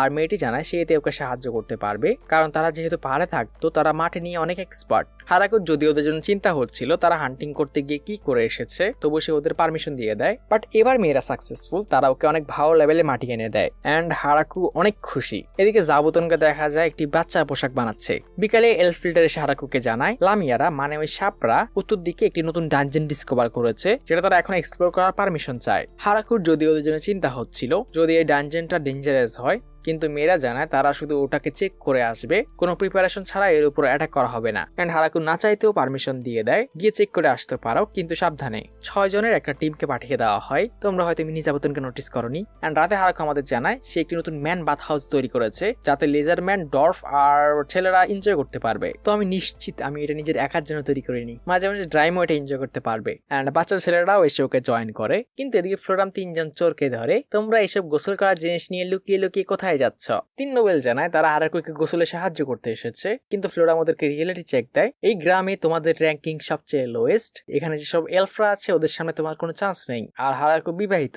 আমার মনে হয় তোমরা শুধু মাটিতে ঢুকতে চাও। এন্ড ও যেভাবে হেসে হেসে ধমকি দেয় এটা অনেক মজার। পরের দিন সকালে ডানজনের সম্পর্কে নিউজ চলে আসে, দেখা যায় এলফরা অনেক এক্সাইটেড, যেন কিছু একটা তাদেরকে করতেই হবে। এন্ড এলফ্রেডার বলে ডানজনটি ক্লিয়ার করার জন্য আমাদের একটা টিম এখনই পাঠাতে হবে। এন্ড জানা যায় এর মধ্যে একটি ব্লাড ভাইপার আছে। হারাকু বুঝতে পারে না এটাকে এখনই কেন মারতে হবে। এন্ড এলফরা বলে এই ভাইপার তাদের জাতিকে রক্ষা করার জন্য একদম গুরুত্বপূর্ণ জিনিস। এন্ড মাউন্টেন এলফ জানায় বলা হয় এটার মাংস খেলে শরীরের অনেক উপকার, এন্ড এলফদের জন্য এটা বাচ্চাদের ব্লেসিং ও হতে পারে। এন্ড প্রধান কারণ কোনটা আমরা সবাই জানি। তো হারাকু বুঝতে পারে না সে এখন কি করবে। এদিকে টিয়ার শরীর অনেক খারাপ হয়ে পড়েছে। হারাকু ওর কাছে আসে, এন্ড টিয়া নিজেই বুঝতে পারছে না তার এরকম কেন হচ্ছে, এরকমটা আগে কখনো হয়নি। এন্ড বিস্টগাল জিজ্ঞেস করে তার টক খেতে ইচ্ছে করছে না। এন্ড যখন সে কনফার্ম করে, বিস্টগাল জানায় পাশের হাউলিং ভিলেজেও একজনের এরকম হয়েছিল।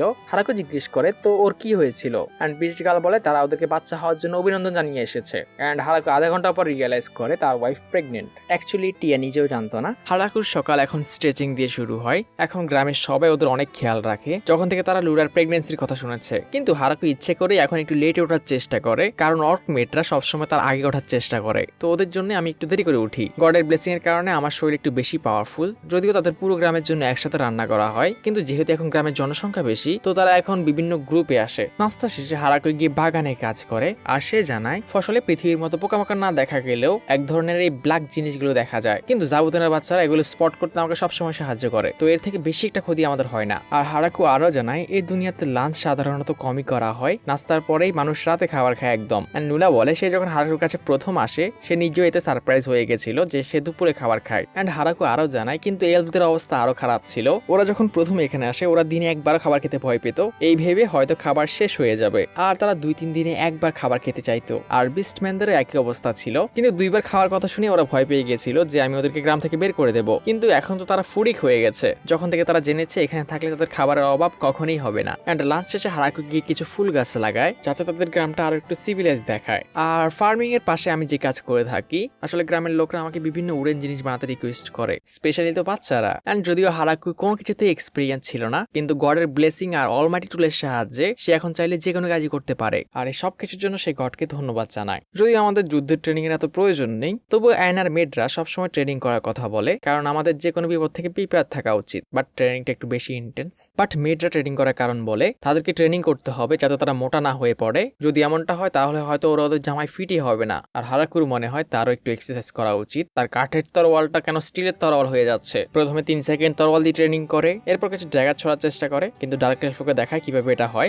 একটুর জন্য হয়নি। আর ফার্স্ট স্টেশনে হারাকু তার নিজের স্পিয়ার ছুড়ে মারে, যেটা অনেকটাই নর্মাল। আর রাতে খাবার খাওয়ার সময় যেটা মেয়েটা তৈরি করেছে, কিন্তু এটা যে বিষাক্ত না তারা 20% নিশ্চিত। অ্যান্ড তখনই প্রিন্সেস লিলির কাছ থেকে ওর কাছে একটি লেটার আসে। সে ওর আপেল খেতে চায় অ্যান্ড জাবুতনের সিল্ক দিয়ে তৈরি একটি ড্রেস চায়। খাবার শেষে হারাকু প্রতিদিন ব্যাতে যায়, যেটা তার সারাদিনের ক্লান্তি ভুলিয়ে দেয়। হারাকুর একটু একা থাকতে ভালো লাগে, কিন্তু যদি এটা সম্ভব হতো, কারণ মেয়েরা সবসময় ওর উপর লুকিয়ে লুকিয়ে নজর রাখে যাতে সে কোনো বিপদ না পড়ে, যেটা তার আনেজি লাগলেও কিছুই করার নেই, কারণ সে ওদেরকে খুঁজেই পায় না। অ্যান্ড যখন হারাকু একা রুমেও থাকে, তখনও তার এটা ফিল হয় যে কেউ তার উপর নজর সবসময় রাখছে। অ্যান্ড টেস্ট করার জন্য হারাকু চিৎকার করে ওঠে, আমার উপর কেউ অ্যাটাক করেছে। অ্যান্ড সিক্রেট ফোর্স বেরিয়েও আসে। অ্যান্ড হারাকু ভাবে কালকে তাহলে আমাকে আরো অনেক কাজ করতে হবে এই গোপন দরজাগুলোকে ঠিক করা। বাট এত কিছুর পরেও হারাকু অনেক খুশি। হসপিটালে থাকা অবস্থায় এরকম জীবন সে কখনো কল্পনাও করেনি। সকালে সেনা এসে হারাকুকে জানায় একটি অদ্ভুত লোক তাদের গ্রামের সামনে বসে আছে। অ্যান্ড হারাকু ওকে চিনতে পারে না, একই গ্রামে সে আগে কখনো দেখেনি। অ্যান্ড বাকিদের থেকে লুকিয়ে এসে কিভাবে ভিতরে আসলো এটাও সে বুঝতে পারছে না। কিন্তু লুলু আর টিয়া ওকে চিনতে পারে, তাকে ওকে প্রজেনেটর বলে ডাকে, হয়তো জাতির প্রথম পুরুষ এরকম কিছু।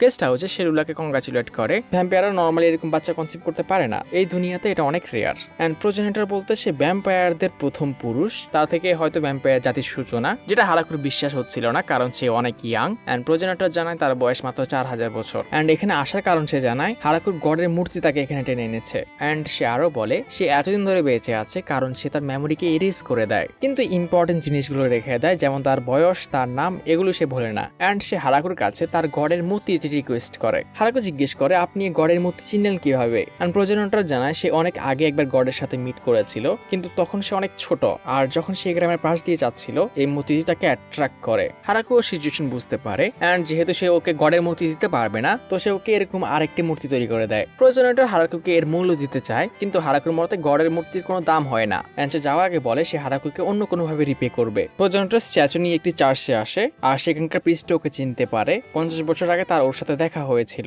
আর প্রিস্ট তার আনা এই মূর্তি দেখে অবাক হয়ে যায়। সে জানতে চায় এই মূর্তি কে বানিয়েছে। অ্যান্ড প্রজেনেটর ওকে অ্যাসিউর করে এটা জানার তোমার দরকার নেই, কারণ ওকে দেখে মনে হয় না সে এরকম পার্সন যে নিজের নাম বাড়াতে চায়। অ্যান্ড এদিকে ভিলেজে যেহেতু হারাকু কোনো পেমেন্ট নেয়নি, এজন্য প্রজেনেটর তাদের জন্য সবচেয়ে ভালো পিয়ানোটি পাঠিয়েছে, যেটা সাউন্ড সব মেয়েদেরই অনেক ভালো লাগে। নোবেল মেয়েরা এই পিয়ানোকে এখানে দেখে অনেক ইমপ্রেস হয়ে যায়। এগুলো শুধু বড় বড় টেম্পলে রাখার অনুমতি আছে। অ্যান্ড তারা ঠিক করে তারা এটা বাজানো শিখবে, কিন্তু ওটা এদের কাছে এত এক্সপেন্সিভ মনে হয়, ওরা এটা প্রেস করার সাহস পায় না। অ্যান্ড তারা হারাকুকে রিকোয়েস্ট করে এরকম একটি পিয়ানো তাদেরকে এনে দিতে। অ্যান্ড হারাকু মাইকেলের সাথে কথা বলে ওদের একটি পিয়ানোর ব্যবস্থা করে দেয়, যেটা পাওয়ার সাথে সাথে গ্রামের সবাই এটা নিয়ে প্র্যাকটিস করতে শুরু করে, যেটা এখন হারাকু রিগ্রেট করে, কারণ এর সাউন্ডে সে ঘুমাতেও পারছে না। বছরের হারভেস্টিং এর সময় এসে পড়েছে, সবাই এখন ফসল তুলতে ব্যস্ত। অ্যান্ড হারাকুর ফার্মিং স্কিলও এখন অনেক ইমপ্রুভ হয়ে উঠেছে। লু এসে হারাকুকে লাঞ্চের জন্য ডাকে, সে ওর হার্ডওয়ার্কের প্রশংসা করে, আর তার ড্রিঙ্ক ঠান্ডা করার জন্য বরফ তৈরি করে দেয়, যেটা হারাকুর সবসময়ের মতো ইমপ্রেসিভ লাগে। কিন্তু লুর মতে এই দুনিয়ার বাচ্চারাও এটা করতে পারে। হারাকু জানতে চায় লুর এই অবস্থায় বাইরে ঘোরা সেফ কিনা।